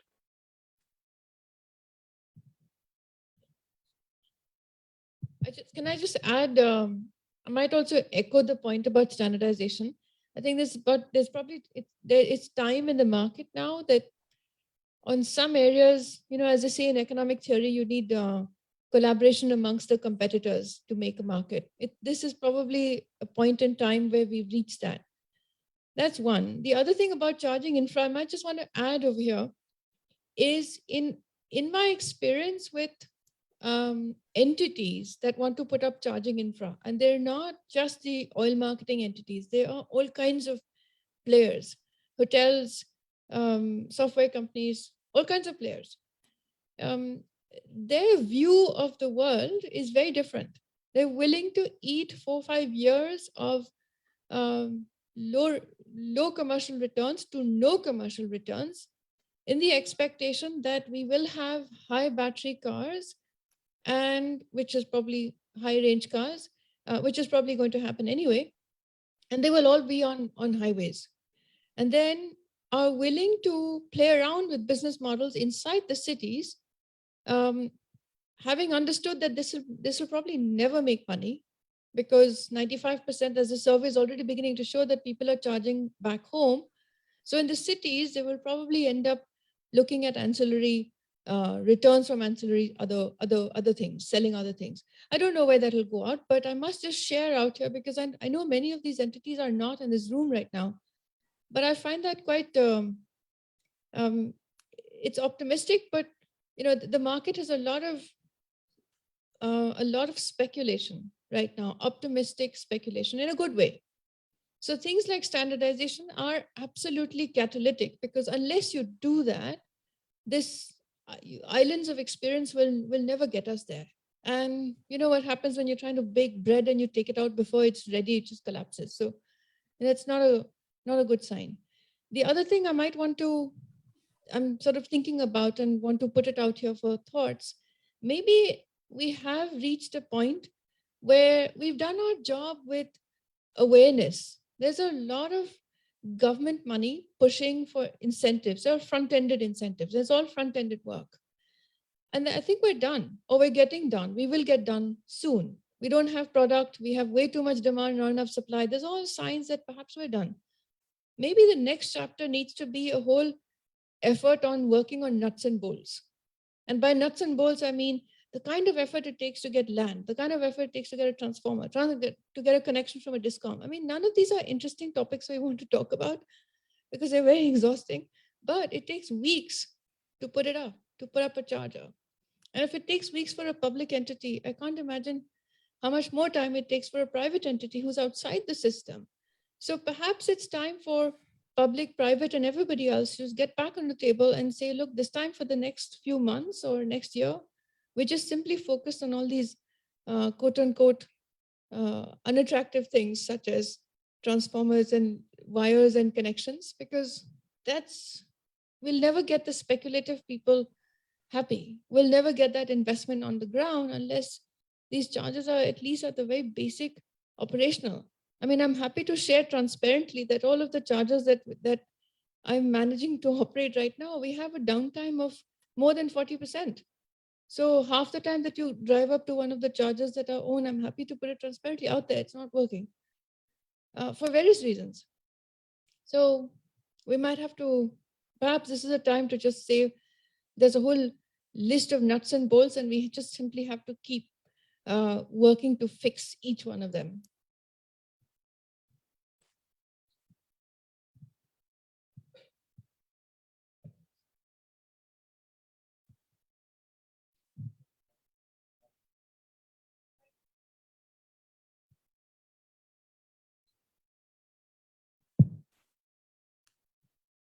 Yeah, just a few points of standardization. So I believe there are 3 standards presently for charging stations. The European standard, of course, slight variation is the American standard, the Japanese standard, and the Chinese standard. And the standard that we have in India is sort of a little bit of a mixed Chinese and some of our Indian standard. So we do have these standards. By standardization, are we meaning that there should be only one standard for all 3? Because these 3 standards have been prevailing globally without having these 3 manufacturers converging into a single standard. What I mean to say is that now the guidelines which were there in the Ministry of Power, to see that it didn't favor any particular charging standard, said that all 3 standards should be set up because the basic charger cost is 90%, which is common for all. And it's only 10% with the different connectors and the different communication protocols that need to be put in place. So the additional cost is not much if you put all 3 chargers. And that is what was mandated initially in the guidelines. I'm not sure whether that has changed because I think that was the intention of the Ministry of Power when that was dictated. If that be the case, then it's to bring in competition, because if a car, if you've got only one type of charger near your house, then you may like to say, okay, I'll buy the car for which that particular standard, which is nearby. Otherwise, I have to go far. So in order to bring in competition, it's better to have unless all 3 car manufacturers agree that they have one common standard for charging. So I am not sure if there is, if we are saying that there should be one standard for all 3 technologies, which is where you'll have to ask the manufacturers to change. So what exactly is the issue there? So this has already happened. Now the European standard has become more popular in most parts of the world, and that's what we have also adopted, and the Indian standards are based on that. And if we set standards, then a Japanese manufacturer may be following a different standard for the connector part in Japan, but when he sells in India, he can just change that little bit and he can follow the same standard, which is the standard prescribed in India, and it saves a lot of efforts and a lot of time. So for 4-wheelers, it's almost settled now. For 2-wheelers, there still is a challenge because the BIS has probably still to notify that. It makes a lot of sense for us to prescribe standards because even if the parent company is a Japanese company, they would be making those cars in India, or even if they're importing at least that part, they would make to suit the Indian standards. So, so therefore, it's important that we have those standards. Can I ask, I mean, what is the need for standardization? You have many different kind of plugs and you have adapters available. And you can buy one of these universal adapter and plug anywhere in any country's thing. Is it very difficult to do that so the companies can actually provide along with your car a universal adapter so that you can go to any charging station and charge it. Is this possible or not? Or is it just a... It is possible, sir, but it will make things more complicated. So even say for a mobile, we would be so much happier if it were just a simple kind of a charger. Sometimes you forget a charger, then you keep asking, do you have an iPhone charger, or do you have a Samsung charger, or do you have some other charger? So for a mobile or for the smaller applications, the adapter cost is not much. But for a motor vehicle, then that would be again be a added cost and would create more complication. Sir, And the more important thing which he just mentioned is the communication protocol. So the companies have so much secrecy on it that even if you have a standard charger, they have these protocols, and a person goes to charge, and if that compatibility is not there, that software, there's a software problem, and nothing will happen. It will not get charged, and they are so secretive about it. As of now, they are very secretive about it, but then something has to happen so that at least they give that kind of confidence to the customer. Sir, my name is Murugesan. I would like to make a statement on this. Can I make a statement, sir? My name is Murugesan, former Director General, Central Power Research Institute, Bangalore. Okay, so would you like to complete you were saying something, Dr. Parekh? I was just saying that if you see at an airport, there is usually a station where any kind of mobile can be charged. Is such a facility possible at the charging station? It will be difficult. It will be very difficult. That's what I said. In Niti Aayog, you've got a charger. So the only difference between the three things is a card which you put, which is the communication protocol, and the wire, the pipe that, or the cables that come out. So that's the only difference. So if in the same charger you put the three cables for the three technologies and three cards, then you convert that single charger into three. So see, we are in such a difficult situation. On one side, you have these different types of connectors. Then you have different charging protocols, softwares. Then on top of that, you have an environment which is changing fast. So every 2 or 3 years or 4 years, everything is changing. So in such an environment, how do you give confidence to the customer, and how do you give confidence to the person who's going to invest in those chargers? So that was the point. So there was someone from the connected online wanted to say. Yes, yes, sir. Yes, sir. Sir, good evening to everyone. My name is Murugesan, former Director General, Central Power Research Institute, Bangalore. In fact, the same issue came on the meter, energy meter, about 20 years ago, because the meter manufacturers were following different protocols, different connectors. So what happened? We are not able to take the data out from any electronic meter. But there was a solution. The thing is a standardization, whether it is connector or it's a protocol. And basically, Indian standard follows IEC standard. It's not IEEE or ANSI standard. So most of our electrical standards are based on IEC. In fact, I retired from Central Power Research Institute. Now I am an advisor to few companies like Bangalore Electricity Company. In fact, the same issue came for establishing the charging station way back in 2016. That time, Indian standards were not available. But we know that the IEC had always make a stride on standardization, which is a base standard for Indian BIS, that is Bureau of Indian Standards. So in fact, we have put the first time in India the IEC standard as a base standard, even for connectors. If you do not do it now, later we will be paying heavy price, the standard connecting and change over the thing, and it will become, the market will not grow. The same thing happened in the energy meter.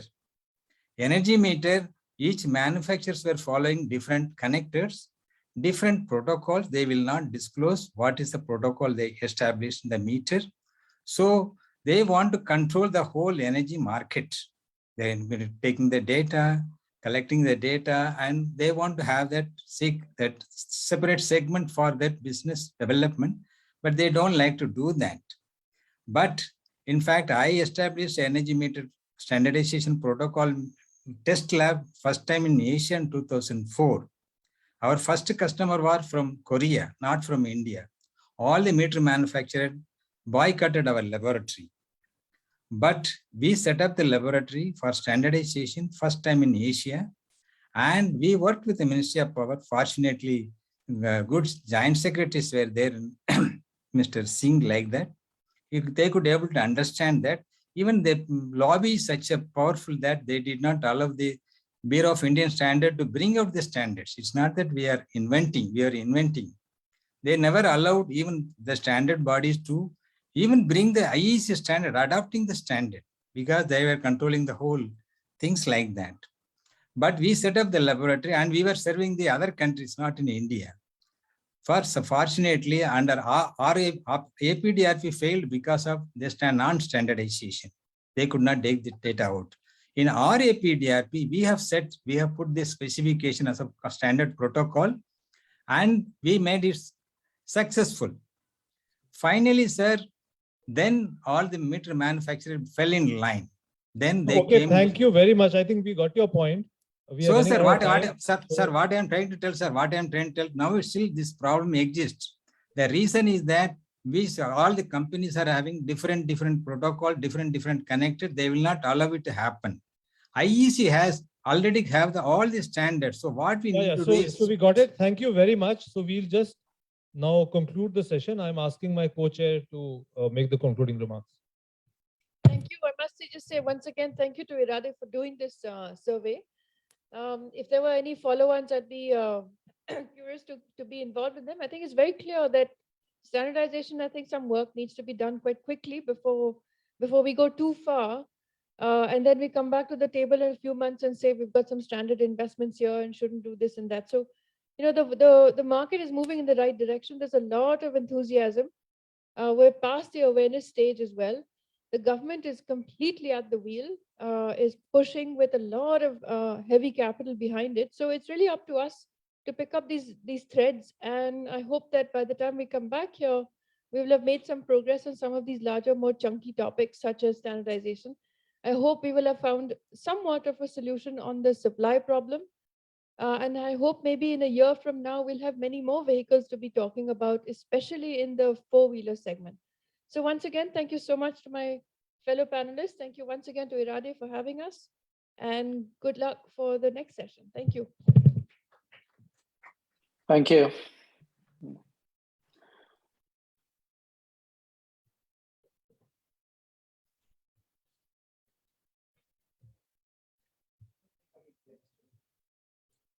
Thank you, Chair, and thank you, panelists, for a very insightful discussion.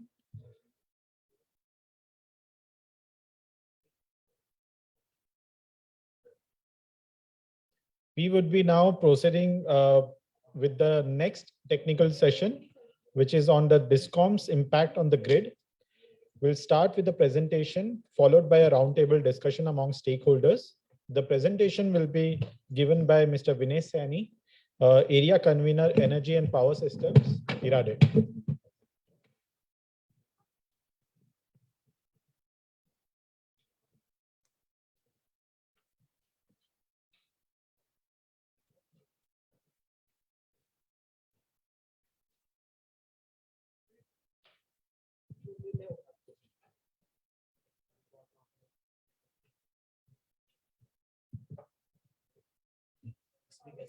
Presentation.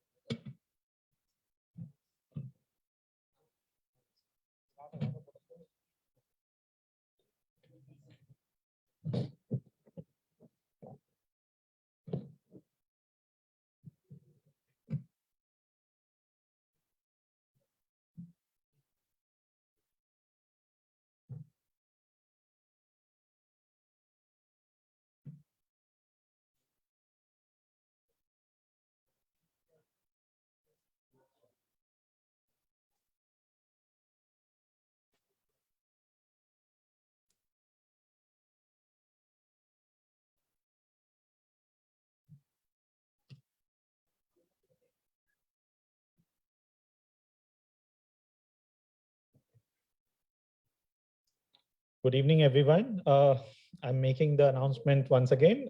We would now be beginning with the second technical session on DISCOMs' impact on the grid. We'll start with a presentation followed by a roundtable discussion among stakeholders. This presentation will be given by Mr. Vinay Sani, Area Convener, Energy and Power Systems, IRADe. Welcome. Thank you, Deepak.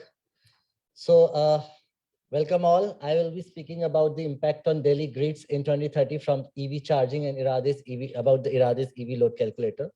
So the presentation will be in two parts. The first part will be talking about the impacts of EV on the Delhi's grid, and the second part is about the IRADe's EV load calculator that we have developed.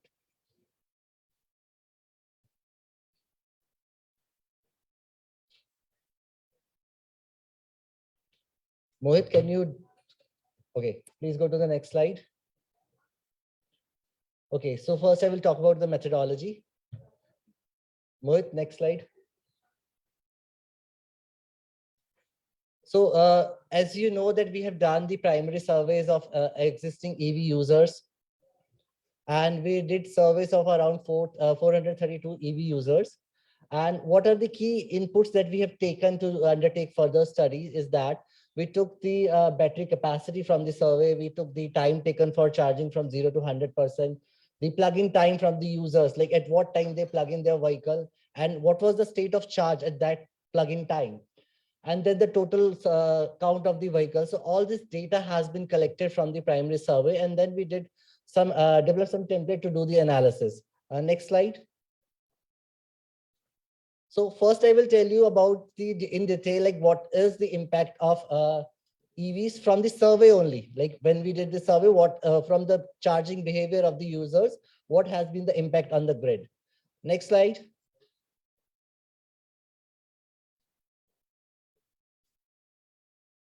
Mohit, next slide. Yes. So, चल रहा है? कौन से वाला button? अच्छा, ठीक है, thank you.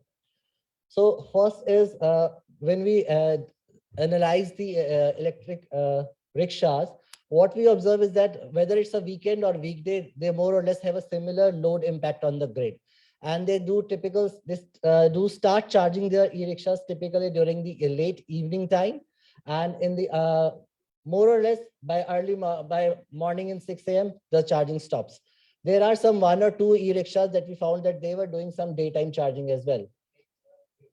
Similarly, when I talk about two-wheelers, what we observe, they have a similar pattern that most of the users were doing charging during the late evening time as well as early morning time. But a very peculiar thing is that on weekends, almost like only 20-30% of the total survey vehicles were doing charging. And that is because they are not using their vehicle during the weekends for traveling. That's why they are not doing that much of charging.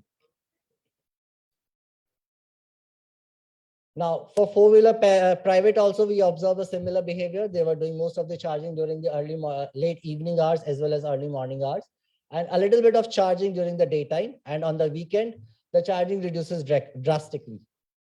Now, this is very important is that when we see the institutional user, the EV institutional user four-wheeler, they were doing 2 types of charging. One is the slow charging and the second is the moderate charging, or we call it the fast charging.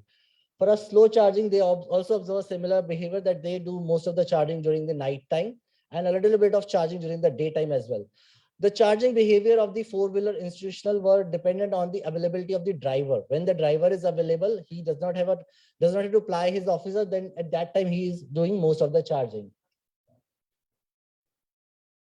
Now, when we see the moderate charging or fast charging, what we observe, there are a lot of peaky behavior. They have some potential peak hours when they were doing a lot of charging. For example, in early morning hours from 6 a.m. to 8 a.m., then again from 10 a.m. to 11 a.m. Then in the afternoon, post lunchtime, they are again doing a lot of charging. And then again in the evening time, post 6 p.m. So their charging pattern depends on how they are, how the officer to whom they are catering is communicating. So whenever they have a free time, they see, okay, we have some state of charge, our SOC is decreasing. So they plug in their vehicle for a fast charging. If they have a lot of time, they put it on a slow charger. So depending on the kind of requirement they have for the vehicle, their requirement for charging and also preference for charger changes. Now, what happens when we combine all this behavior? So this is for the weekday and this is for the weekend. As I said that on the weekend, a majority of the users are not charging, so impact on the grid will reduce drastically. And in the weekday slide, we see a lot of charging load is coming from the four-wheeler segment because they have huge, big battery capacities. Now, we use this data, we use this behavior of the users, how they are doing their vehicle charging, and then we try to see what could be the impact in 2030. So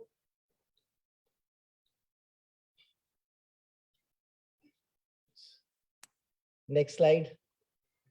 Can you click next? It's not working. Yeah.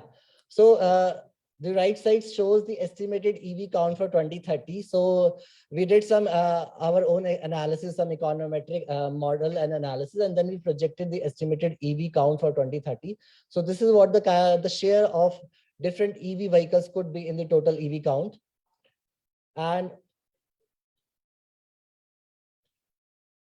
next.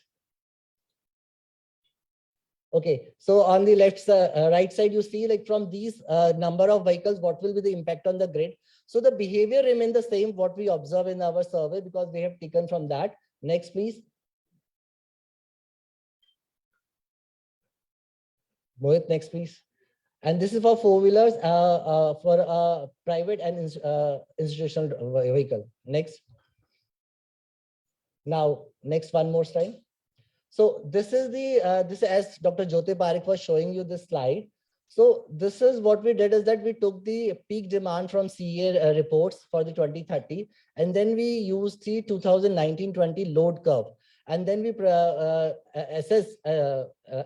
we calculated the for 2030 what could be the different load patterns. The top one is for the peak month, that is June. The mid one is the average month, and the last one is the lean month. Now next, please. So this is how the impact is going to happen. Next, please. And what it means in terms of impact in the total demand. So for a lean month, the EV's additional load could be as high, could be shared as around 54% in the total demand. And for a peak month, it could be around 17%. So how this share is going to help a DISCOM, or it could be a problem for a DISCOM. Next slide.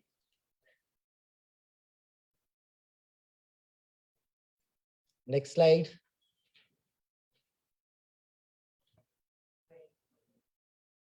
Next slide.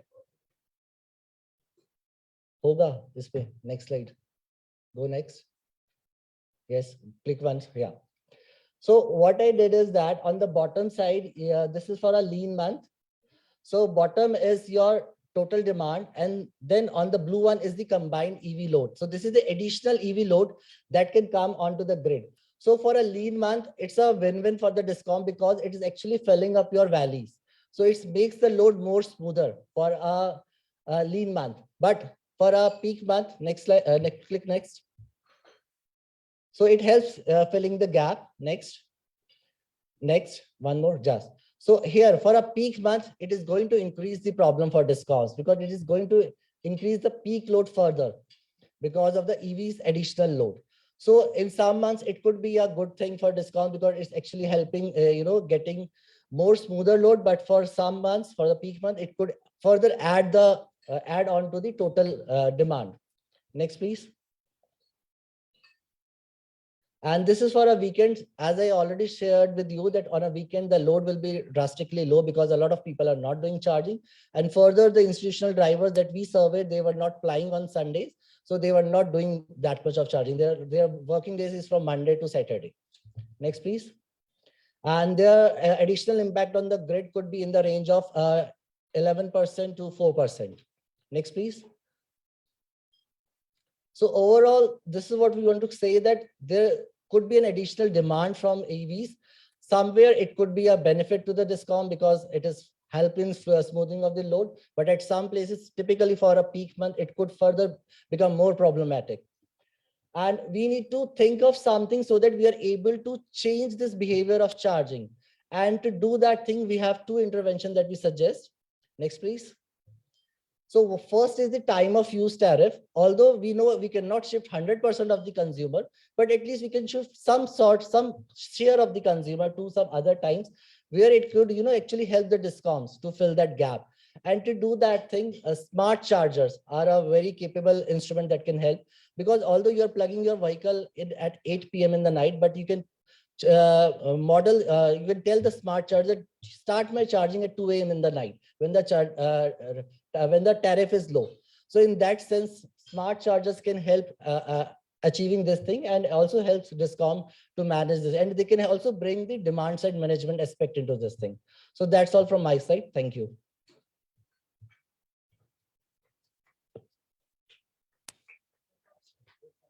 Sorry. So after doing this thing, we thought like, what could we give to the DISCOMs or to the planners? So we developed this a simplified version of this EV load calculator.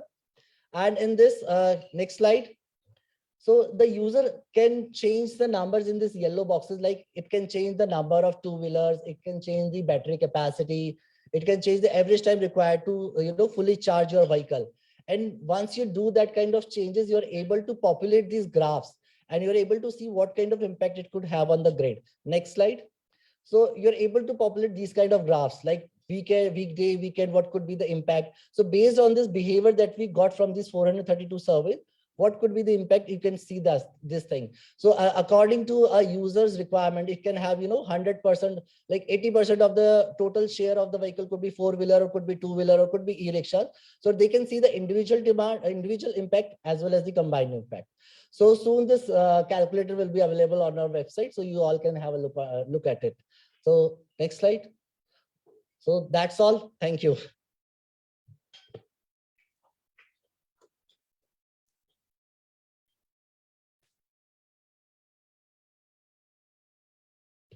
Thank you, Vinay, for a very good presentation. Now we would be proceeding with the roundtable discussion. The session will be chaired by Mr. Rajiv Kumar Pillai. Mr. Rajiv Kumar Pillai is the president of India Smart Grid Forum since its inception in 2011, and is also the chairman of Global Smart Energy Federation since 2016. He's an internationally renowned expert with nearly 4 decades of experience in the electricity sector. Most of the people are known. Almost everybody in the panel is also known. No need for a detailed introduction.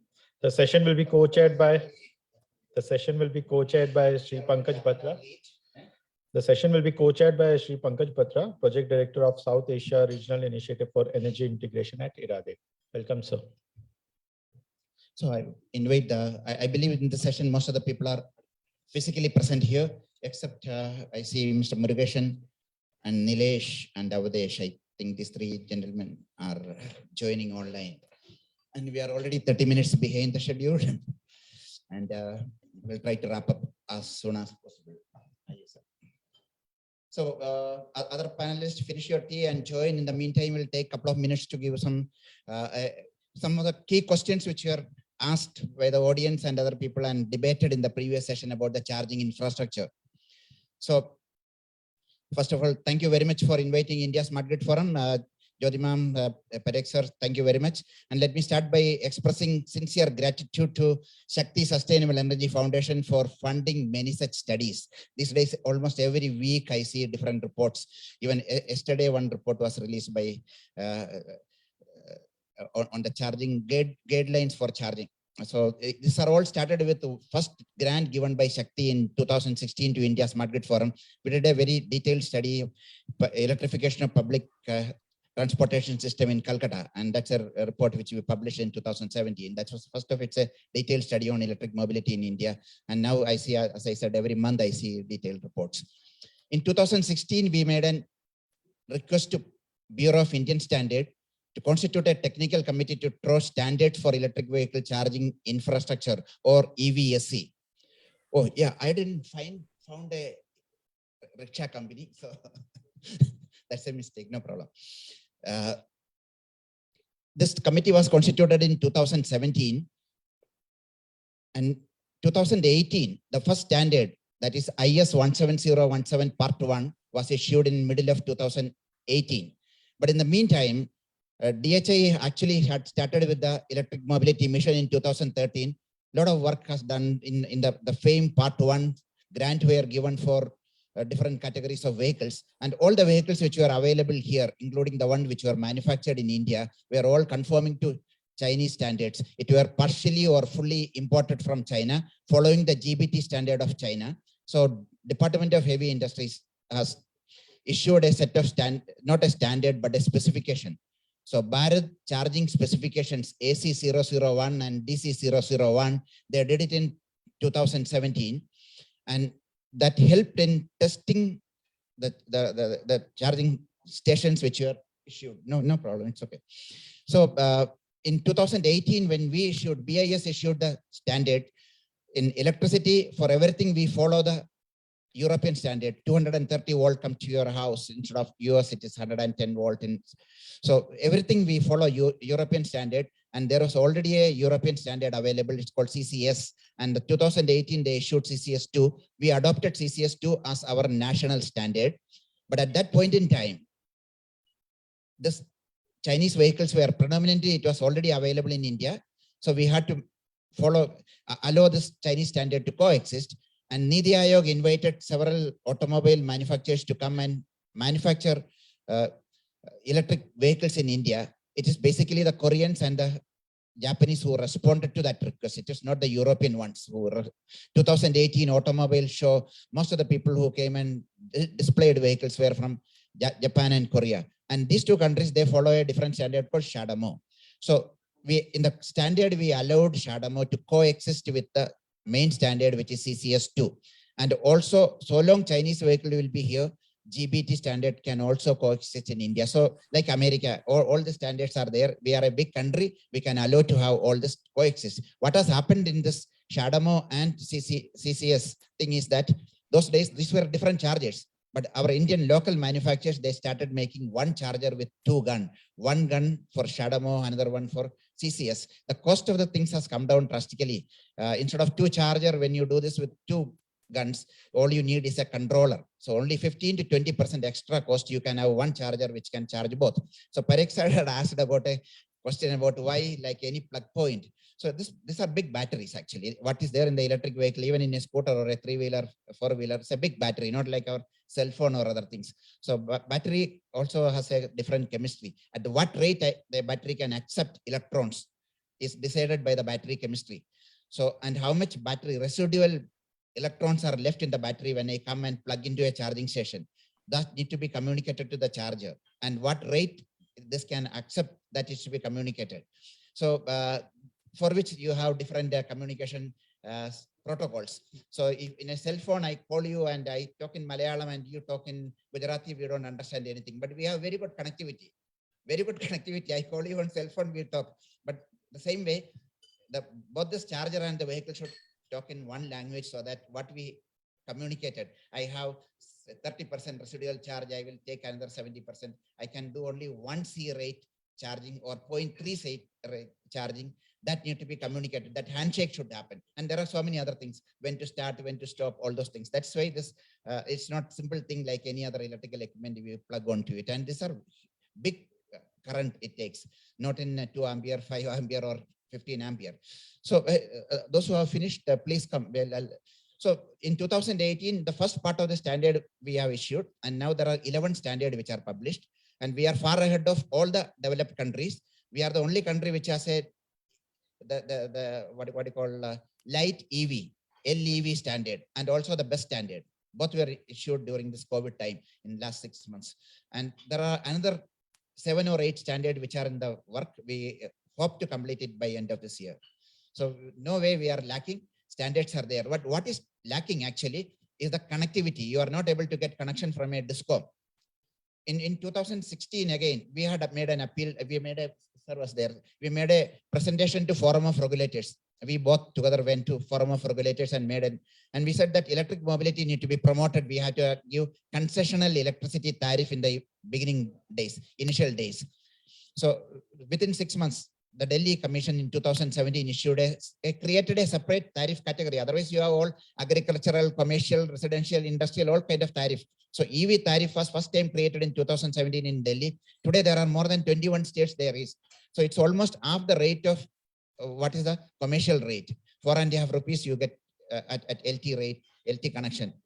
So the bigger problem is that in Delhi by regulation, we give LT connection. LT connection means the connection which you get from your house at 230 volt or 415 volt.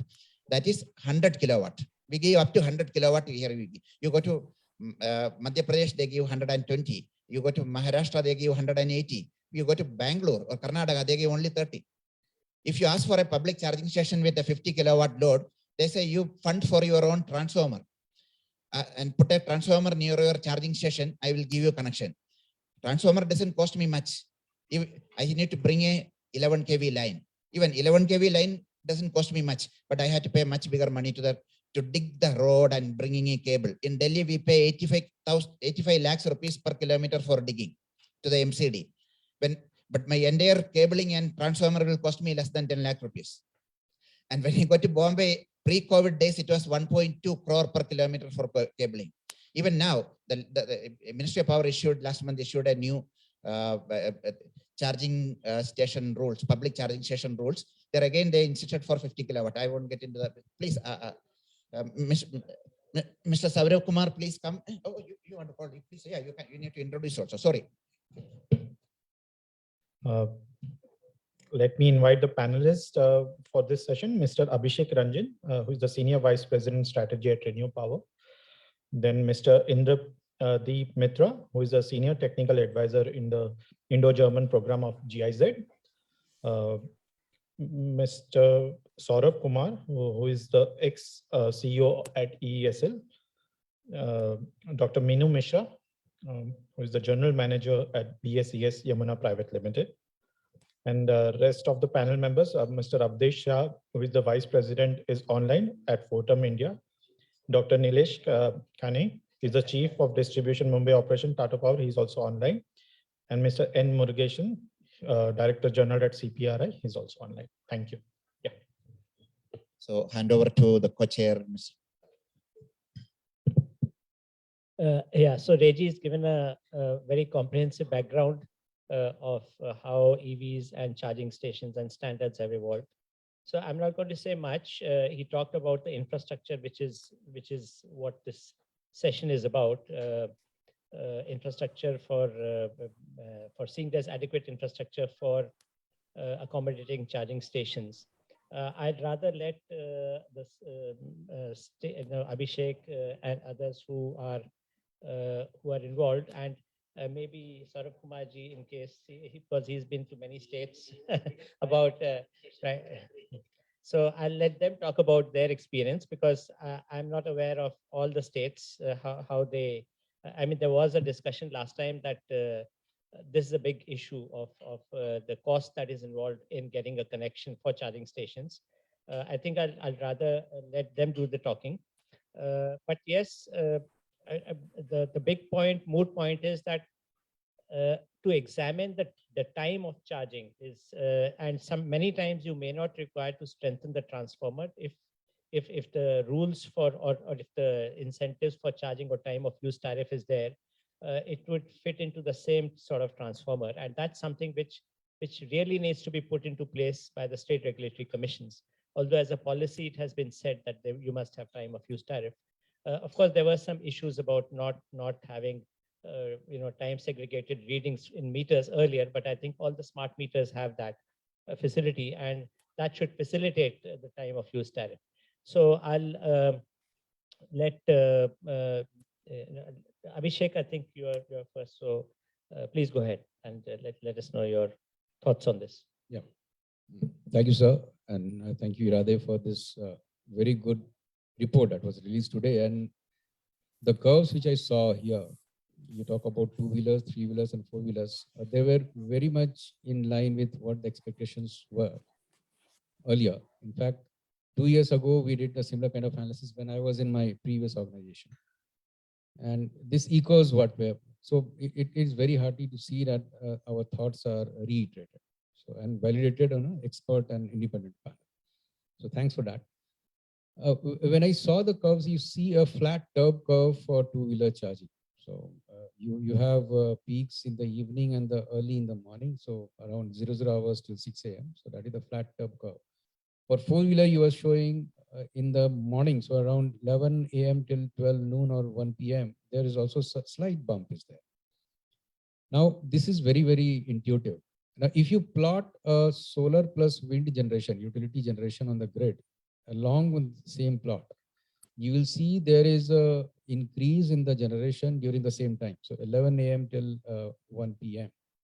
This is solar peak, and coupled with wind, there is a projection that even the power tariff of this time period will be going down drastically in the next 3 to 4 years as we add more and more gigawatts to our grid. So it makes a lot of sense to push a lot of EV charging during that part of the day. And that is where the workplace charging comes into play, when the people are in their offices or businesses where they can charge. Now, as we are very much clear, and I remember very vividly 4 years ago when we were sitting in a similar kind of setup somewhere, and people were saying that the transformers will burst and they cannot handle the energy of EV charging. That was the sentiment echoed there in a large gathering like this. Now, as sir has also said that there is enough juice in the transformers. As you know, the loading pattern or the annual load duration curve of a DT, because these charging are happening at the LT level, as Mr. Reggie said. The DT level, the loading pattern is about 80% time of the year, they are loaded almost 35% of the rated load. Enough wastage. And this is not due to the fact that there is a lack of planning. No. So we are supposed to maintain N-1, that is number one. And therefore the planning is being done as the basis of the peak loading, whether it is there for maybe few hours in the entire year. And that has to be done because reliability is a major, major issue. Now there is an opportunity. Why can't we increase the loading pattern? I mean, the usage of the DT, thereby improving the loss levels, I mean, minimizing the losses. And this can be done through prudent planning. I don't have to go, if I'm an EV user, I don't have to go out of my way somewhere and to get my range on all the occasions. That will be rare compared to today. So that, as your survey also says, 90-95% will happen in the workplace or the home. That is very, very intuitive and very natural, as it is going to happen and is happening across the globe. So the idea is to use the existing network, charge at your place. And Mr. Reggie talked about the various standards, and I had chance to work upon, like he talked about LEV-AC standard, for example. So there are many other standards which are being talked about and which will help achieve this. The two conclusions that you have said, one is the TOD, that is very, very important. And the second is the smart charging, both in the type 1 and the type 2 chargers, how smart charging can be done. Last but not the least, yes, charges are there for digging, for transformers. In Delhi, for example, even up to 200 kilowatt, you can opt for an LT. It is a choice of the consumer as per the supply code regulations of Delhi. Between 100 to 200, he can opt for LT or HT, both, either of them. But up to 100, surely LT, and the DT has not to be arranged by the consumer. Otherwise, they have to be arranged by the consumer. That is the supply code regulation as of now.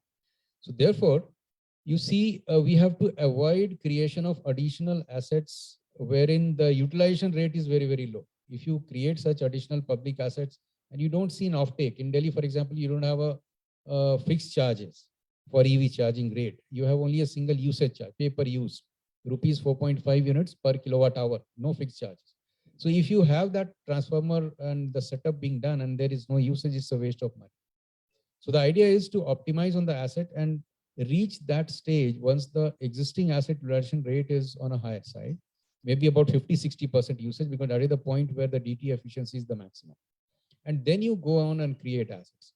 And this is a similar kind of sentiments and findings were there in one of the IT case study that was done 2 years back. So with this, I'll take a pause here. Thank you.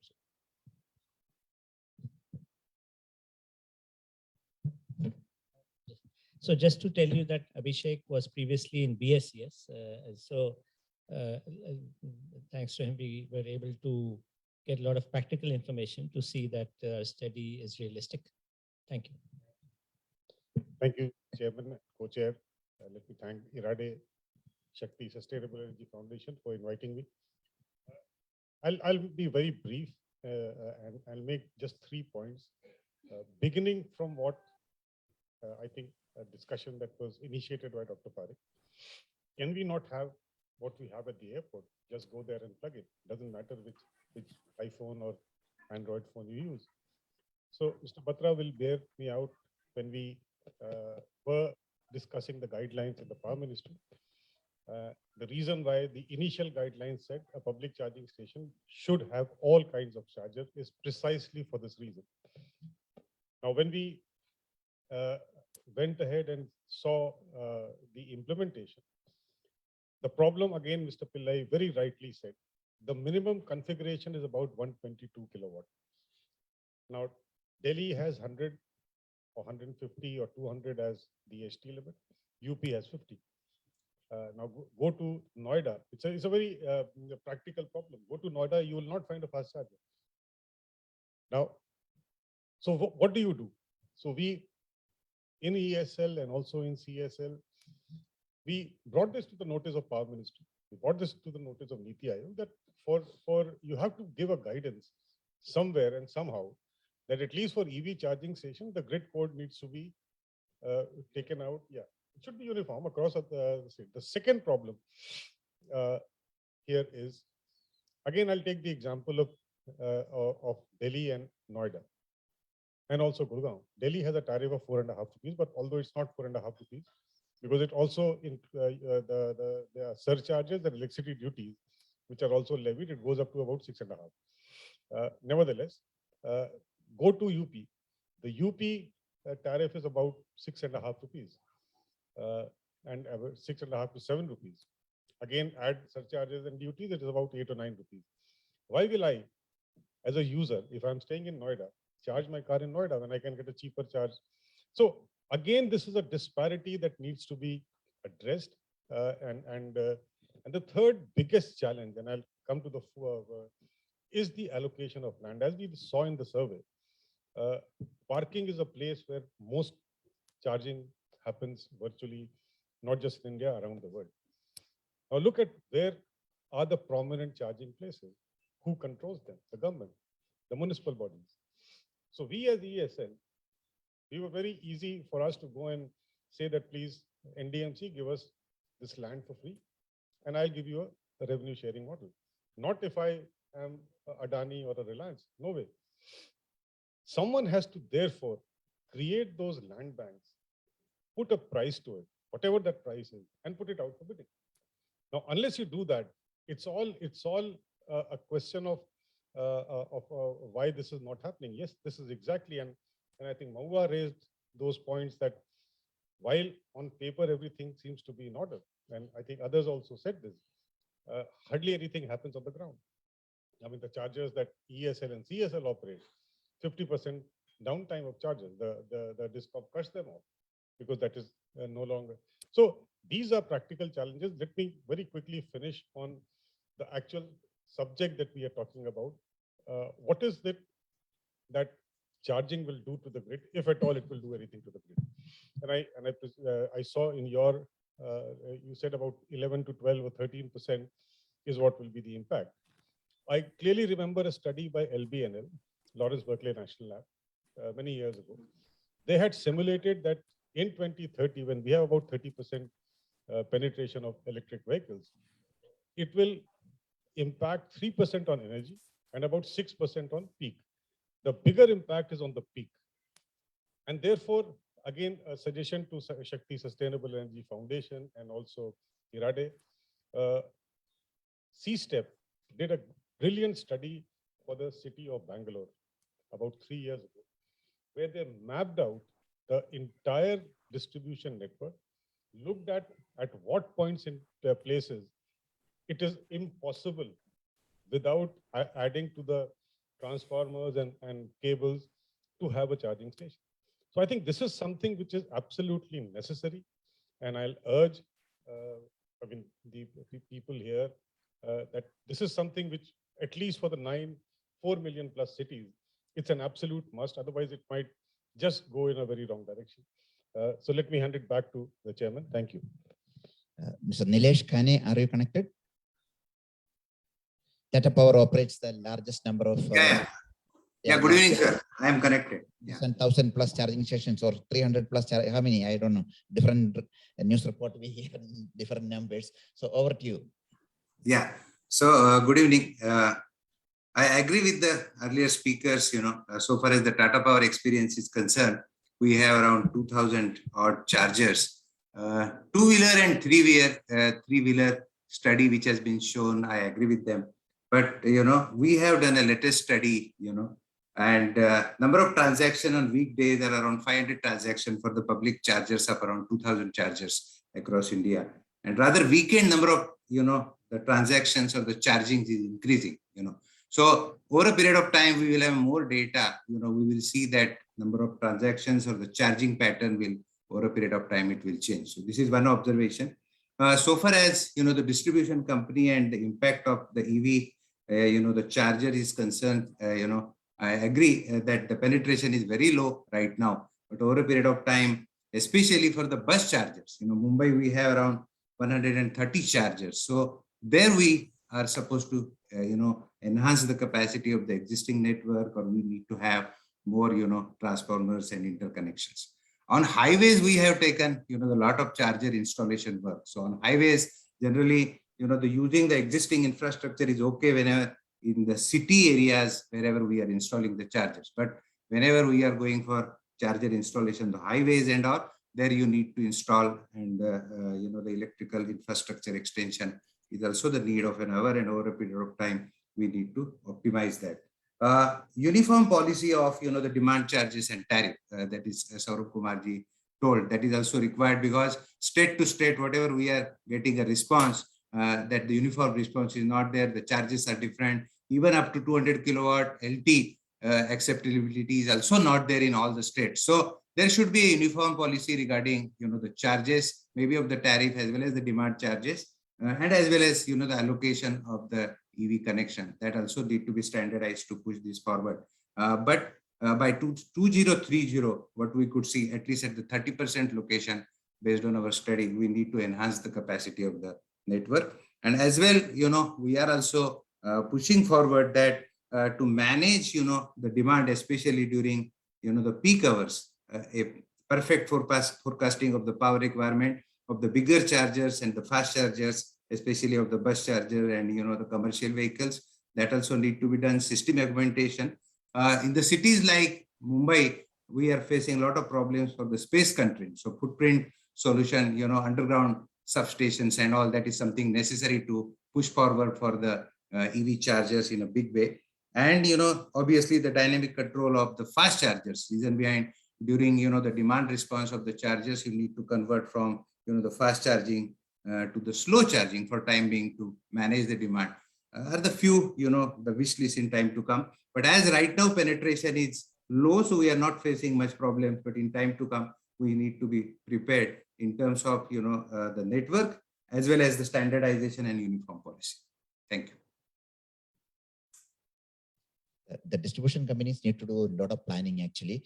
In January, there was a report which was released by WRI for Kochi city that talks about by 2030 in Kochi, there will be 8,000 megawatt hour plus daily energy requirement. If that is even 50% of that need is reality, we need additional 500 megawatt of distribution system capacity in Kochi city that they should start planning today. And all these places, space constraint is the biggest problem. A bigger transformer, you don't have space. So over to you, ma'am. Thank you. I am audible. Thank you, Chairperson, Co-Chair, and IRADe for providing me this opportunity. It's always to be good to be the one of the last speaker. So most of the points have been covered. But I would like to, and one of that, I've said that's why I mentioned that. I would like to, what actually lessons we are drawing from this report, because I am working with BSES Yamuna Power Limited and in the same department. So I'm just realizing what I'm doing in the day-to-day affair and how this study will be very useful for me. So I would like to emphasize more on that. Although this study will help DISCOM for a demand estimation, because which exactly we lack actually. Although we have prepared our DSM action plan, and that time I think we have not included the e-mobility. We are emphasizing on solar and also. And right now the DR issues are very important because the grid stability is not only depending on the EV, we have to look into the solar and other forms of energy also. So we have to manage the whole show. So this study will be very useful. So I will be emphasizing on what lessons I have learned from this report, because I've been listening in the last 3-4 hours about this report. And also the second part is that because we are in regulatory regime, so we can plan also, we are talking about the cost for the transformer. The cost also comes to the DISCOM also. So we are in regulatory regime, so we can plan our, whether it will come as a OPEX or CAPEX. We have to go to the regulator. So those challenges are with the DISCOM also. So this study will be very useful for us, and I'll congratulate IRADe and the Shakti Foundation for doing these type of studies, because ultimately we talk about the manufacturers and DISCOMs. I think we first thought about the first time to start with that also, because I may be wrong also for this. So please excuse me for that. And also the third point is basically I want to emphasize is that one is that CAPEX, OPEX, and about the location of the stations, because this grid management is also very important issue, because the area where we are working in East and Central Delhi, it's very congested area with a 65% domestic load. So even within the DISCOM also, there is a lot of consumer profiling is different. So lot of planning is required, and these type of reports are very helpful. And fourth thing I want to share with that, like we need to disseminate this report. It should not stop here. So how, there are like right now there are so many channels where we can do in a summary form, or so that DISCOM take an advantage in all of this. And also the fifth point is that about that we are talking about standardization and everything.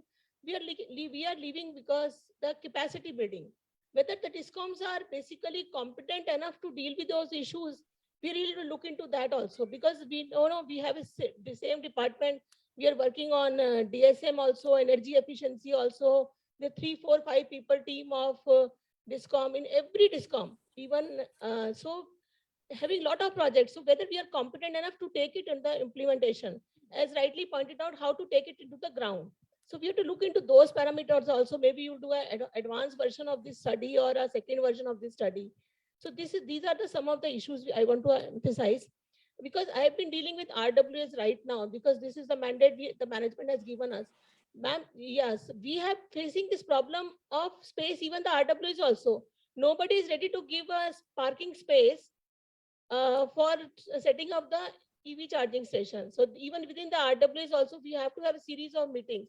So this is what I'm sharing with a personal example of this, and how beautifully this report has taken care of the time of day tariff or the upcoming multiple tariff for smart charging. It's a very good achievement, because those points have been considered. And lastly, I want to add on that, because whenever you go to RW or any, they are looking for the business model, the cost benefit analysis, whether the electricity is for 8 rupees or 10 rupees, they are about how much I am going to earn about from this, whether it's a viable business for DISCOM, or that is a secondary question. And also the problem is this will lead to the harmonic, because I have gone through many studies also, harmonic pollution. So how to deal with that, because this is going to affect the DISCOMs quality of power. And also some studies have shown that it is leading to AT&C loss reduction, also increase in the AT&C loss reduction also. So we have to look into these parameters also from the end user point of view, because then only the business viability, because if it is a business viable model, then we don't need to put more efforts on this. So this is the few things I would like to add on. And this study, actually, I really want that this should be disseminated. Thank you. Thank you. Thank you. You mentioned about the harmonic thing. We did 12 feeders in Bangalore, where there are about 136 chargers are there. We did a detailed load flow study and seen that many of the charging stations, if it has to run on its full load, there has to be harmonic filters. So those reports are all available on our, it's again funded by Shakti. So we will now take another speaker from online, but before that, you would request Mr. Rajiv Kumar to give his parting thoughts. He need to leave at 6:30. Thank you. Sorry for this. No, first of all, thank you for inviting me. And I had also the privilege of looking at the report before it was published. One last point, I think we've covered four-wheelers, public charging stations. we must not forget that 70% of the vehicles are two-wheelers. A large number of new vehicles coming in is three-wheelers. All they need is a 15 ampere plug. Can we have a policy, a regime where we just have hundreds and thousands of these cost about 5,000, 6,000 rupees with a meter? I think that really will give a big push to charging facilities. Thank you. Way forward for that is battery swapping for two-wheelers and three-wheelers. Of course. And you know about the NITI Aayog draft policy Yes. issued last year. Yeah. And in again, the same report which we published in 2017, we argued for sale of two-wheeler and three-wheeler without batteries. The battery to be considered as a fuel. Like a three-wheeler driver today goes to the fuel station in the morning, put 500 rupee fuel. Same day, where he should be able to rent a charged battery, and battery charging and renting agencies coming up in every cities. So this is the way forward. And for 3 years, DHI said, no, how will we test a vehicle without a battery? So we will not. But finally, in last year in July, DHI approved two-wheeler and three-wheeler can be sold without batteries. So a typical two-wheeler without much of fancy, it can be 25,000 to 30,000 rupees without a battery. And if you can rent a battery for 50 rupees a day, and every charging station or fuel station, basically, talked about the fuel station they will set up. But a car going and standing there for 3 hours to charge, there will be no space. But a swapping station can be set up in every fuel station. And it takes, even for a three-wheeler, which is a 3 or 4 or 5 kilowatt-hour battery, 2 people can lift it and change it. That's a way forward. That's what ESL, CSL, and all that should promote. And many people have already demonstrated that. Thank you. Thank you very much for your participation.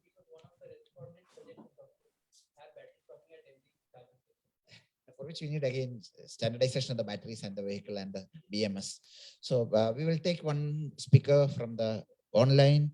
Let's move to a charging station manufacturer, Mr. Krishna Sharma from Exicom. Sharma ji, are you there online?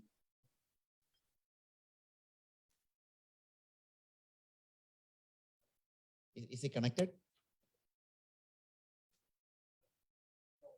Yeah. So, Mr. Avadesh Jha. Yeah. Good evening. Over to you, Avadesh. Yeah. It's very interesting discussions, and what I'm going to share is the contrarian view than what has been presented through this report. While I agree with, I have not gone through the content of the report in entirety, but some of the findings which I am seeing in this report, I'm challenging those findings with the facts which we are observing both in India as well as in abroad. So general narrative here is that 95% charging is going to happen at the home. I'm challenging this myth itself. See, where is the problem? Now, if you take the example, I'll take the example of Norway, because Norway is a case, which a country like India should observe closely. This 95% charging at home is a phenomena which is restricted for initial 5, 6, 10 years, when the vehicle adoption is very, very less, around 10%, 15%, 20%. But the moment electric vehicle becomes the mainstream, like in Norway, where the 90% of the annual sales happens on the battery electric vehicle, the requirement for the public charging increases very, very fast. And that's very simple reason. The people believe that Norway has a very high capacity, a high per capita income, and they have the dedicated garage, but that's not the case. There are now the vehicle has moved to the mainstream, where the vehicle is being adopted by the people residing in the multi-story apartments, and they don't have the dedicated garage. So all those garages, all those parkings are shared parkings. So obviously they require a public access to the public charging. So the point I'm saying is that this, if we start building up our planning based on the hypothesis that 90% of the charging is going to happen at home, particularly in the four-wheeler segment, probably we would be making a blunder in the planning itself. Yes, initial for 10 years, if you're talking about 2030, yes, that could be probably the case where 60-70% charging can happen at home. But the moment you are thinking of that the EV will become the mainstream, then we believe in India the public charging will have major role. Probably 50-60% charging will happen at the public place, and 30-40% will happen at the workplace. remaining 10-20% in terms of the overall volume will happen at the home. Because please remember, today the vehicles are costly. It is afforded by those people who have a larger income. They can have a dedicated garage. They are staying in a very nice apartments. But when you go to the place like Lakshmi Nagar, if they have to replace their vehicles with electric vehicle, where would they charge? So this is the reality which we should not be, ignoring. That's one. Number two, I was going through. I mean, when I was seeing this report, the load curve, especially during the peak time, peak month, it says that probably from 5 p.m. to 7 a.m. the load increases for the four-wheeler as well. Now, this is a case when the time of day doesn't work. If that is your time when it is increasing your peak, then where is the question of a time of day tariff having the off-peak hours? Instead of that, what Abhishek had indicated that during this 11 to 3, when the solar is peak, at that point of time, if you can incentivize people to charge during that period, it will help you to absorb the excess power from the solar into the battery. And as and when the vehicle to grid becomes feasible, at that point of time, this battery can feed back to the grid. That's the second observation. And the third is that, recently Fortum has demonstrated along with BIPL, the BSCS Yamuna Power Limited, of a smart charging or managed charging. So what we observe as a charge point operator, that probably all the vehicles doesn't come at the same point of time. And even if it comes, probably they come for half an hour, 1 hour in a day. So out of 24 hours, only 1 hour when you have entire vehicles connected to the charger. So why should you go for a connections or a connected load or a contracted load, which is required for only 1 hour? You can go for a lesser load, and then you can manage by reducing the charging speed during those 1 hour. This is what we have demonstrated along with the BIPL. And probably this is the way the charge point operator and the distribution company should start probably promoting this on a larger scale. Now, the fourth point, where Abhishek, I will take up a cue from Abhishek, what Abhishek said, we need to find as a country as a whole that if 80% of the time in the year, if a DT is loaded only 30-35%, then there should be a mechanism by which this 65% load, if the EV is bringing in, why they are required to pay a fixed tariff for that one, fixed demand charges for that. Because fixed demand charges for next 10-15 years, till the vehicle become mainstream, this will be killing the entire business profitability, business viability. So if you can find some way, some mechanism by which this can be done, that would be a great benefit or for creating this ecosystem. And the last point from my side, which everybody has reiterated, and as a charge point operator, we can share our pain, is that the upstream electricity infrastructure should not be the responsibility of the CPOs. Unfortunately, most of the distribution companies, particularly in the government segment, they are pushing this responsibility on the charge point operator, which ultimately increases the cost and ultimately it passes on to the end consumer. So that should be something where the government can take the role, a lead, and some of the allocations from the FAME2 or wherever. In fact, the 14th January guidelines, Ministry of Power has indicated that distribution company can dip into this ARPDA scheme. But if the distribution company wishes to, most of the distribution companies is not willing to do that one. So this is something that what you have written on the policy or the guidelines document is one part. How would you implement it? That is to be seen. That's very important. I will take a pause. I'll be happy to have any follow-up questions. Thank you. Back to you, Mr. Pillai.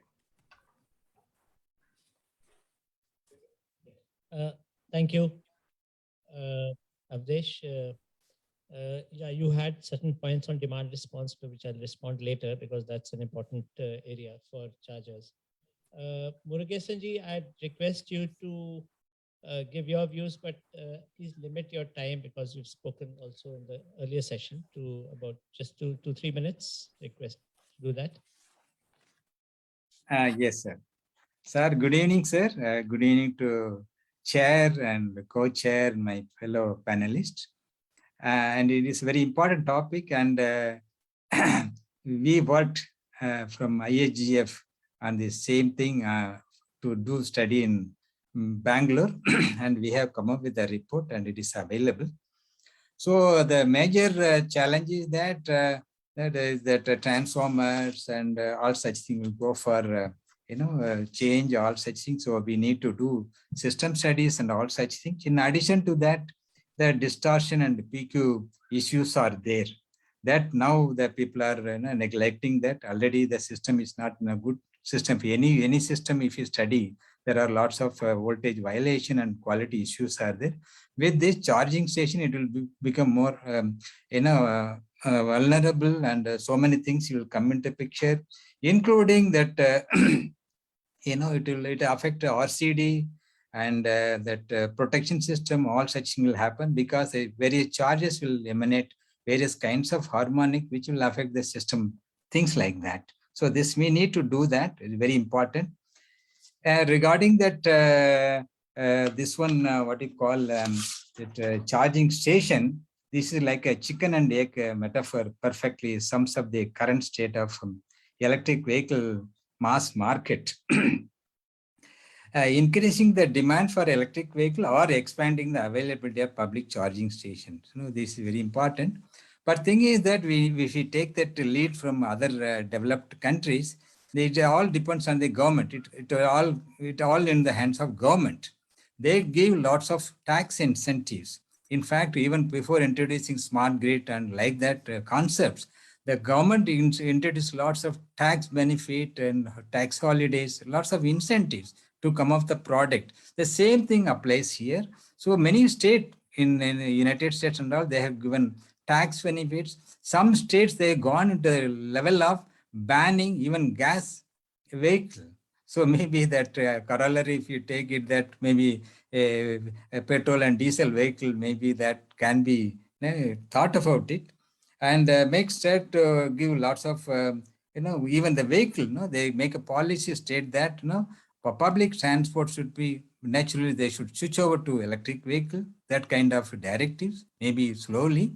So it will all incentivize and incentivize even home like that. So that one only it may be possible. Otherwise, it will stagnate. It will prolong this kind of stagnation. So when the government has to, and also the tariff has come down. It's about 4 or 5 years back. The solar rate was a bit high. Now it is low. So they're buying the power at a low cost. So they should lower the cost so that public will evince interest on electric vehicle. So maybe instead of 4.5 rupees, maybe 3 rupees. That's the kind of for some more time. Then it will have an effect on this one. Thank you very much. Thank you. Thank you. I request Mr. Indranil Mitra to round up on a total rounded discussion, because he's been in this field of study as well as funding many studies. Yeah, please go ahead. Thank you, Mr. Chairman. Good evening to all. It's a pleasure and advantage to be the last speaker, actually. So I'd like to say that the report seemed very interesting to me, but unfortunately, I have not had the privilege to read this already. So I'd request IRADe to kindly send us that. We'll go through rigorously, in that sense. And I would like to thank, of course, IRADe, organizer, and Shakti Foundation for such an interesting study. 2 or 3 things I was trying to listen to Dr. Ghosh's presentation to understand on that. 2 things caught me. Is it that you were saying at one time that respondents for the 3-wheelers were asking for faster charging, and also for the 4-wheelers you said for the faster charging? Separate slides. I just got it from there. Now I wanted to say that in GIZ, we had funded 4 reports so far related to these aspects. One, first time in 2018 we did with BYPL, Yamuna Power Limited. It's quite a big study where we did the actual load flow simulations, with the actual feeders, not a hypothetical load. dummy feeders. That probably is the first exhaustive study of that kind in India. There we had gone through also simulations of harmonics as well. And also we had tested, meaning it's not only simulation, but it's observation, experiment, tested of harmonics. And we had assumed futuristic loads, etc. also. And we had certain assumptions about what could be little bit in that direction that we study. But I have to admit that at that time, we did not pay that much of attention to go so deeper into these aspects of demand profile. So thank you and congratulations for this. That is one thing. Second thing is that for the smart charging, we are at the moment conducting one very detailed study with Tata Power on smart charging. We have published one report out of that, but 3 more reports will be upcoming. In this year, we are targeting to finish the study, where we are trying out various algorithms and strategies for various purposes. One could be, for instance, various. We have identified many, and we are testing 8 of the major smart charging strategies. Then the question comes to 2 reports of global review of charging infrastructure that we had published. In one report, we had studied what 8 major countries are doing or what has been done so far. We found it's a myth about this building residential charging concept. It's a subjective statement. Cumulative chargers in those countries meaning I'm talking about examples like Germany, Denmark, Norway, China, America, and UK. So those countries, actually what happened is, if you now just see the statistics, how many of the chargers are active, this is one type of information. If you see the last 3 to 4 years, what is that growth of that? Then you will see it's going far more into the faster charging. Then the question of the building or residential charging comes. How many of those segments are residing in the multi-storied buildings? So the Indian situation is not exactly the same. No, you cannot say US is doing that, therefore we have to do the same. As Mr. Abdhija also said, that we are looking, many of the urban bodies like Bombay, Bangalore, Delhi, rarely we are living in a single houses. It's pretty much of multi-storied dwelling RWA situation. Now, when we talk about RWA situation, it's unreasonable to expect that each of the residents will have its dedicated charger. It should be an RWA charger, which is ideally is a shared asset. And Delhi government, I'm really happy to say that working a lot on this here. And yesterday, actually, Delhi government has actually inaugurated the RWA guidebook for Delhi residents of it.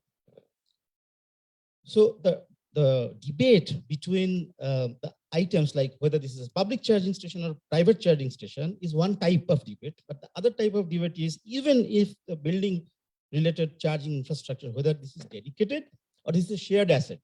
If this is shared asset, what should be the opportunity in terms of utilization factors? Should it be fast, slow, etc.? Just for information, in a residential charger in Germany is minimum 11 kilowatt. Just for your information, right? In America at the moment, the debate for the public charging station, minimum 150 kilowatt, the debate is to be changed into 300 kilowatt. And I'm not claiming this has to be copied in India. That's a different discussion, different context. But this information I would like to project that the whole world in the last 3 years is going towards much, much faster charging because people do not have time. The value of time, this is mostly. Second, the value of the storage, meaning the battery's cost is getting so now down, then and the cars are becoming higher mileage, higher range. Therefore, the need for charging, today you are talking about 35, 40 kilowatt hour battery to charge. Maybe very soon in 5 years, 10 years down the line, you're talking about 80 kilowatt hour battery to charge. Do you really want to start in 15 hours to get it charged? So this kind of debate we need to go to deeper. Another aspect, I think Mr. Abdhija mentioned also about the stochasticity, meaning randomness. It's not necessary that all the charging will take place at one single point of time, instant of time.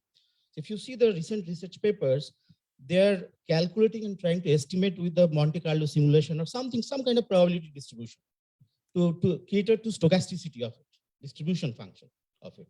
That should be done a little bit, I think, probably.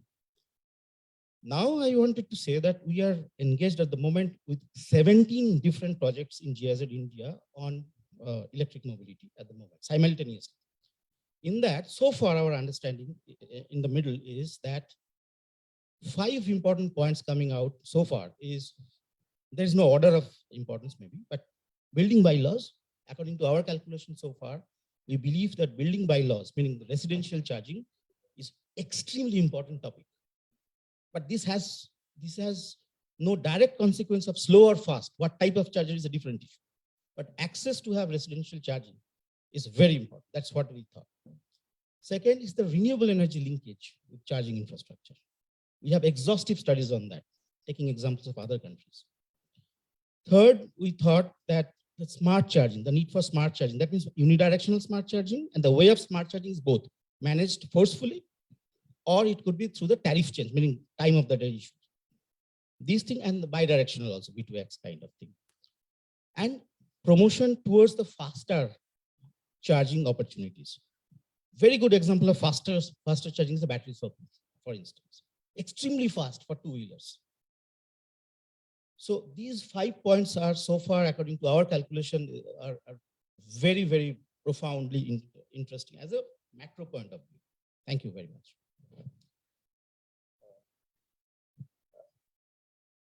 We covered almost all the speakers. As last minute, as a parting thought, I will start with Nilesh. Are you still connected? 1 minute. Final comments.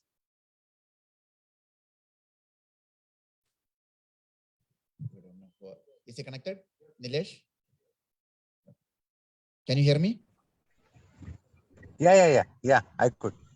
Yeah, final comments, 1 minute.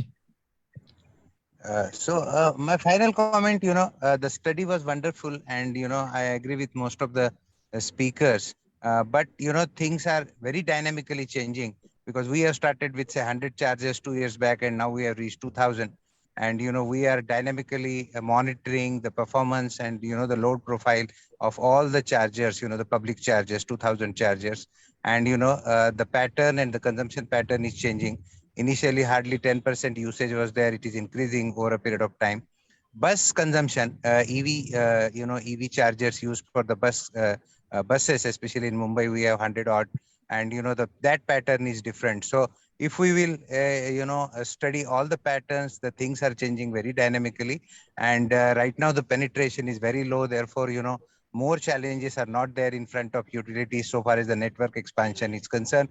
But over a period of time, and especially the areas like highways and all, there, extension of the network, or, the enhancement of the capacity, and, the challenges, the metro cities like Mumbai and Delhi, where, the footprint, is the major problem. So the solutions for, the lower footprints, or, as I spoken, like underground and also that. So, if we take this subject in a very detailed, a detailed long-term plan is necessary, because right now the challenges are not much for the EV chargers, but in time to come, we need to study all these things. Thank you. Thank you very much. And over to you, Avdesh. Last comments. Yeah. So I would recommend that all the charger manufacturers should start manufacturing the chargers or hardware which is capable of load balancing, because that is something which is very much required for the grid as well as for the CPO's business viability. So that's one. Second, instead of going for a dedicated home charging, it should be good to have the shared community charging at the RWAs, because that will also reduce the overall requirement of the total augmentation on the upstream side, because the same 200 load kilowatt of charger can manage almost 100 units of the apartment. Otherwise, you'll have to go for almost 1 megawatt of augmentation. So that is something which we should go for. And the third, again, I'll say that if I take this example which Nilesh has given, 2,000 chargers, 10% utilizations means every day they are getting 8,000 cars. Now, 8,000 cars out of around 20,000 aggregate, vehicles which is capable of charging on the CCS. This is fantastic. It means 40% cars are coming on the public charging on a daily basis. So this also, strengthen the argument that the public charging should be promoted more aggressively. Thank you. Thank you very much. You brought out a very important point about the charger and its ability to communicate from the or control from the utility control center. I'm very happy to share with you that we had requested BIS to adopt a standard IEC 62746-10-1. It is an open ADR standards, which BIS has after 1 year of discussions and debate, finally they have accepted it. So now we have to make sure that all all chargers manufactured here are conforming to that. And then DISCOM should be able to control it from there. So smart charging automatically happens if it is conforming to IEC 62746-10-1 2018. So many of these things which are happening around the world, we are able to do it in India faster. So over to you, madam, for your last minute. Yeah, my comments, basically the study focused on Delhi, so it's very close to me also. So we have to take out the touch points from the study because everything cannot be covered in one study, and it's beautifully done. And the DISCOM has to take out, especially in Delhi DISCOMs, we have to take out the touch points. And I request that few copies has to be circulated to Delhi DISCOM, hard copies, ma'am, because the culture is that nobody wants to go to the site. I'm sorry for that, but I'm sharing with you the ground realities. So hard copies, if should be given, then people will go through it. They can see the profiles, where the peak load is coming, or so that otherwise, if I say also you will go to the site, the study is available, then you download. So that culture, I think we need much time to build into that. I'm sorry for that, for making this type of comment, but still it's very useful. Thank you, ma'am. Thank you very much. Over to you. Yeah, I'll reiterate that the findings of the study are very much in line and very contemporary. So and the number one is number two is we have to see and implement what are the findings and the recommendation. One is the smart charging. So we have to find out how smart charging can be effected in, say, our residential or workplace areas. So I need not wake up at 1 a.m. in the night to switch on the chargers. Okay. So very simple things. You can have timers in your LEVAC chargers or something, and that could be in your card or a mobile app. Simple, very simple solutions, cost-effective solutions. As you have said that people in India is very cost-sensitive. Agreed. So maybe for 4,000, 5,000 rupee, you get that time-based charging. You can stagger it, and just like you do in your dishwashers or washing machines, basically, you do that. In your television sets also, you do that. So that can be replicated. That is number one. And number two, time has come that we need to demonstrate the usage and the need of TOU rates specific to EV to the Honorable Commissions. We have made several representations in my previous role also, not only in Delhi, elsewhere also. Now the thing is, it has to be very simple example I'll give. Today, you are purchasing power from power exchanges at 20 rupees also in some of the slots. In these days also, right? The coal crisis and all. And this has become a pan-the-year phenomenon. Why can't you have a TOU rate which prohibits this kind of scenario? When the rates are very high, why should you charge or why should you use your appliances? Demand response during that. And you offer 50-60% discount during the overnight or whenever the rates are very, very good at a rate where you are purchasing at say 1 rupee 50 paise. So this has to be implemented. Now, and these are the 2 points which I conclude with. Thank you. Mr. Sharma, are you back? Otherwise, to Mr. Murugesan for your final 1 minute comment.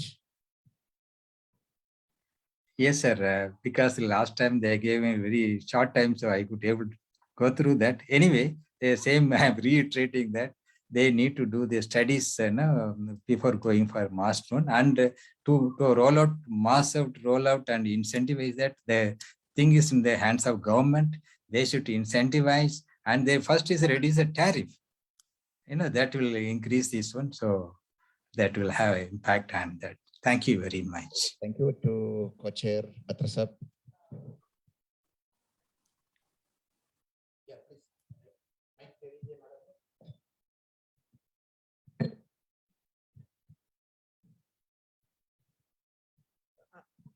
I don't know. I thought that you will be concluding, so please listen to our reply before concluding. No, we have been giving caveats that this is about early adopters, and early adopters fully knew that there are no charging infrastructures and they were prepared for it. And we have said that this is an initial survey. It has outlined the major issues, and it has to be repeated. And it has to be, situation is dynamic, and it has to be repeated to every year, preferably in the beginning, and then maybe 3 years, and then 5 years. Second is other countries you were talking about, but they don't have two-wheeler to car ratio as we have. We have almost 92% two-wheelers and 10% cars, or something around that, depending upon the city. So, they cannot afford certain things that Norway and Germany people have. And if this 10% of the car owners would be very much like Norway and German people, but not the others. And same thing happens in the residential association, because they are also car owners, most of them, and they would not, I mean, go to, so cars have to be charged there and not two-wheelers. So if you put the chargers in the public places like malls, they can just go, and malls should make it attractive, and they should be willing to pay, and all that can be worked out a business model. But residential welfare is again like, we have to treat them like they are car owners. The time of use prices, right now, night time is the right time. But as solar percentage goes up, it could be during the daytime also. So we have to be flexible about that also. So the whole thing is very dynamic, and we have to be responsive to that. And that is why we need tools, we need databases. That's the purpose of this work. Over to you, Better sir. Thank you for.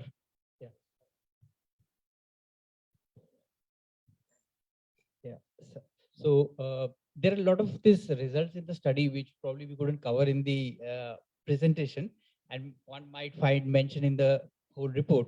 And because we were talking so much about the fast charging, and I thought it's important to inform, So this, if you see in my presentation, I have said that e-rickshaw and the institutional taxi owners, they want fast charging.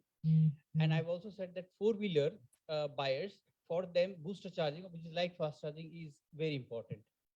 Two-wheelers haven't said that. Generally, the four-wheeler private owners, they are charging at home. So from that point of view, what Mr. Jha said, that when our demand is so low, it is okay, it's understandable, public charging will not take place. But from the report, what we understood is that these institutional and e-rickshaw people, why they are wanting fast charging is a different reason, and compared to the private four-wheelers. For them, it is a matter of business. They said that we lose business if we, that much time if we just wait and don't do. So for the business purpose, they want a lot these fast charging options. So but the private four-wheelers, they didn't specify any reason.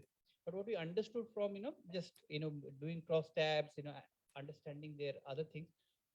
So you see, when the conventional intenders who don't want to buy an EV, these were people also with some long distance travel. So when the people have little long distance travel, they have this range anxiety and all those things. So that is when this fast charging, top up charging becomes important for them.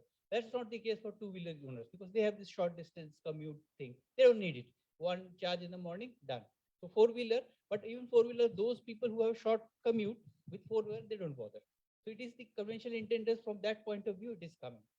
So what we need to understand is that, right, the public charging is right now emerging market.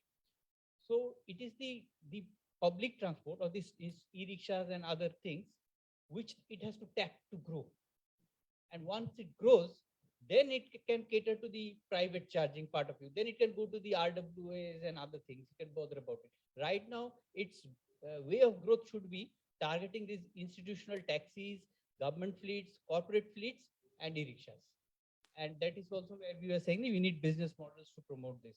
So I thought I'll bring this Thank you. Over to you. Thank you, everyone, all the panelists for this very analytical discussions and revealing some of the points which would be very useful for getting a feedback by IRADe. Of course, within our IRADe also, there was a lot of brainstorming before this report was prepared. Just two or three things I'll say. One is for information, is that many people talked about power quality when you have more and more chargers. That's right. Harmonics and voltage dips and things like that. Yes, these are issues. However, these are taken care of in the standards for connectivity to the grid of storage as well as chargers in the CS standards. But what we see in most of the cases is that even though standards are there, they're not enforced. So that's something which requires to be done. It's not that there are no standards. There are standards, but have to be followed. The second thing is about it's very important to have smart chargers. The flexibility of charging is very important because that's how you'll optimize depending on power available in the grid. But at the same time, many people have said that there should be more fast charging. But the longer the time the vehicle stays connected to the grid or connecting to charger, the more flexibility it will allow. Because if you have a short time and if you have a smart charger and it says that it sees the price is high, then it will slow down the charging automatically, which is not what we want, which is not as desired by the customer. So I still feel that incentive should be given for optimization. Not only, I mean, one is of course the customer's point of view. The other is if the vehicle is lying idle, then it's better to do let it be connected to the grid for a longer time, so that this smart charging can be enforced. So the time when it's going to be least used, the vehicle would be in the night, which is also the off-peak time after 12 o'clock. And as he said, Indranil said that you can program it so that it'll start charging only at a particular time, and you don't have to wake up for that. That's that. As well as now, what I've noticed is that the peak demand for almost all months is now coming during the midday, not during the evening peak. I just saw January 22 as well as middle of 21. It is coming during the peak time. Now, one of the things that has started is causing this, of course, is that agriculture demand is big in many of the states. On all India basis, it's 20%. And many of the states have said that we will give you agriculture supply during the daytime, because they've also linked it to solar generation. So that being the case, in the change scenario, during the daytime also you may have a lot of solar power as is predicted to be happening in the future. So daytime when the vehicle is parked in parking lots where it's again idle for a number of hours, that's again a time which would be preferred from the system point of view, and it should not, of course, inconvenience the customer or the owner, but I think that's a good time to do. So we'll have to take a balanced view on this. Yes, for topping up charge, if somebody is on the highway, fast charging would be required because they wouldn't like to wait for long. But let's have a balanced thing of this, and I think it will be good for everyone from that point of view, because even from the economic, and of course, people said about grid, seeing the feedback from the grid operator on when when there's a shortage and when there's a surplus to the charging responding to that is again very important, demand response. And of course, CRC has made regulations on demand response, which now need to be operationalized. And if the aggregators who will collect this demand response or aggregators of renewable energy, all these will help to a large extent. So I think these are some things which I thought I'll share with you. Thank you. Thank you very much. We had a very productive discussion, debate. 2 points, sir, we take it forward with that forum of regulators. One is that uniform connectivity standards. One state gives 100, other gives 180, other gives 30, somebody gives 50, which is not correct. And another one is about the uniform tariff. So by and large, it has to be uniform. So it was a Herculean task to get it created. A EV tariff has been created. Most of the states has gone with single part tariff. Only energy charges you are paying, but 7 or 8 states are charging for the capacity charge also. I taken a 100 kilowatt charger and not a single car came to charge in a month. And still I pay that 100 kilowatt into whatever X rupees. So that's nobody will come, no investor will come. So these 2 points we will take up with the Forum of Regulators on fast track. Thank you. Thank you very much.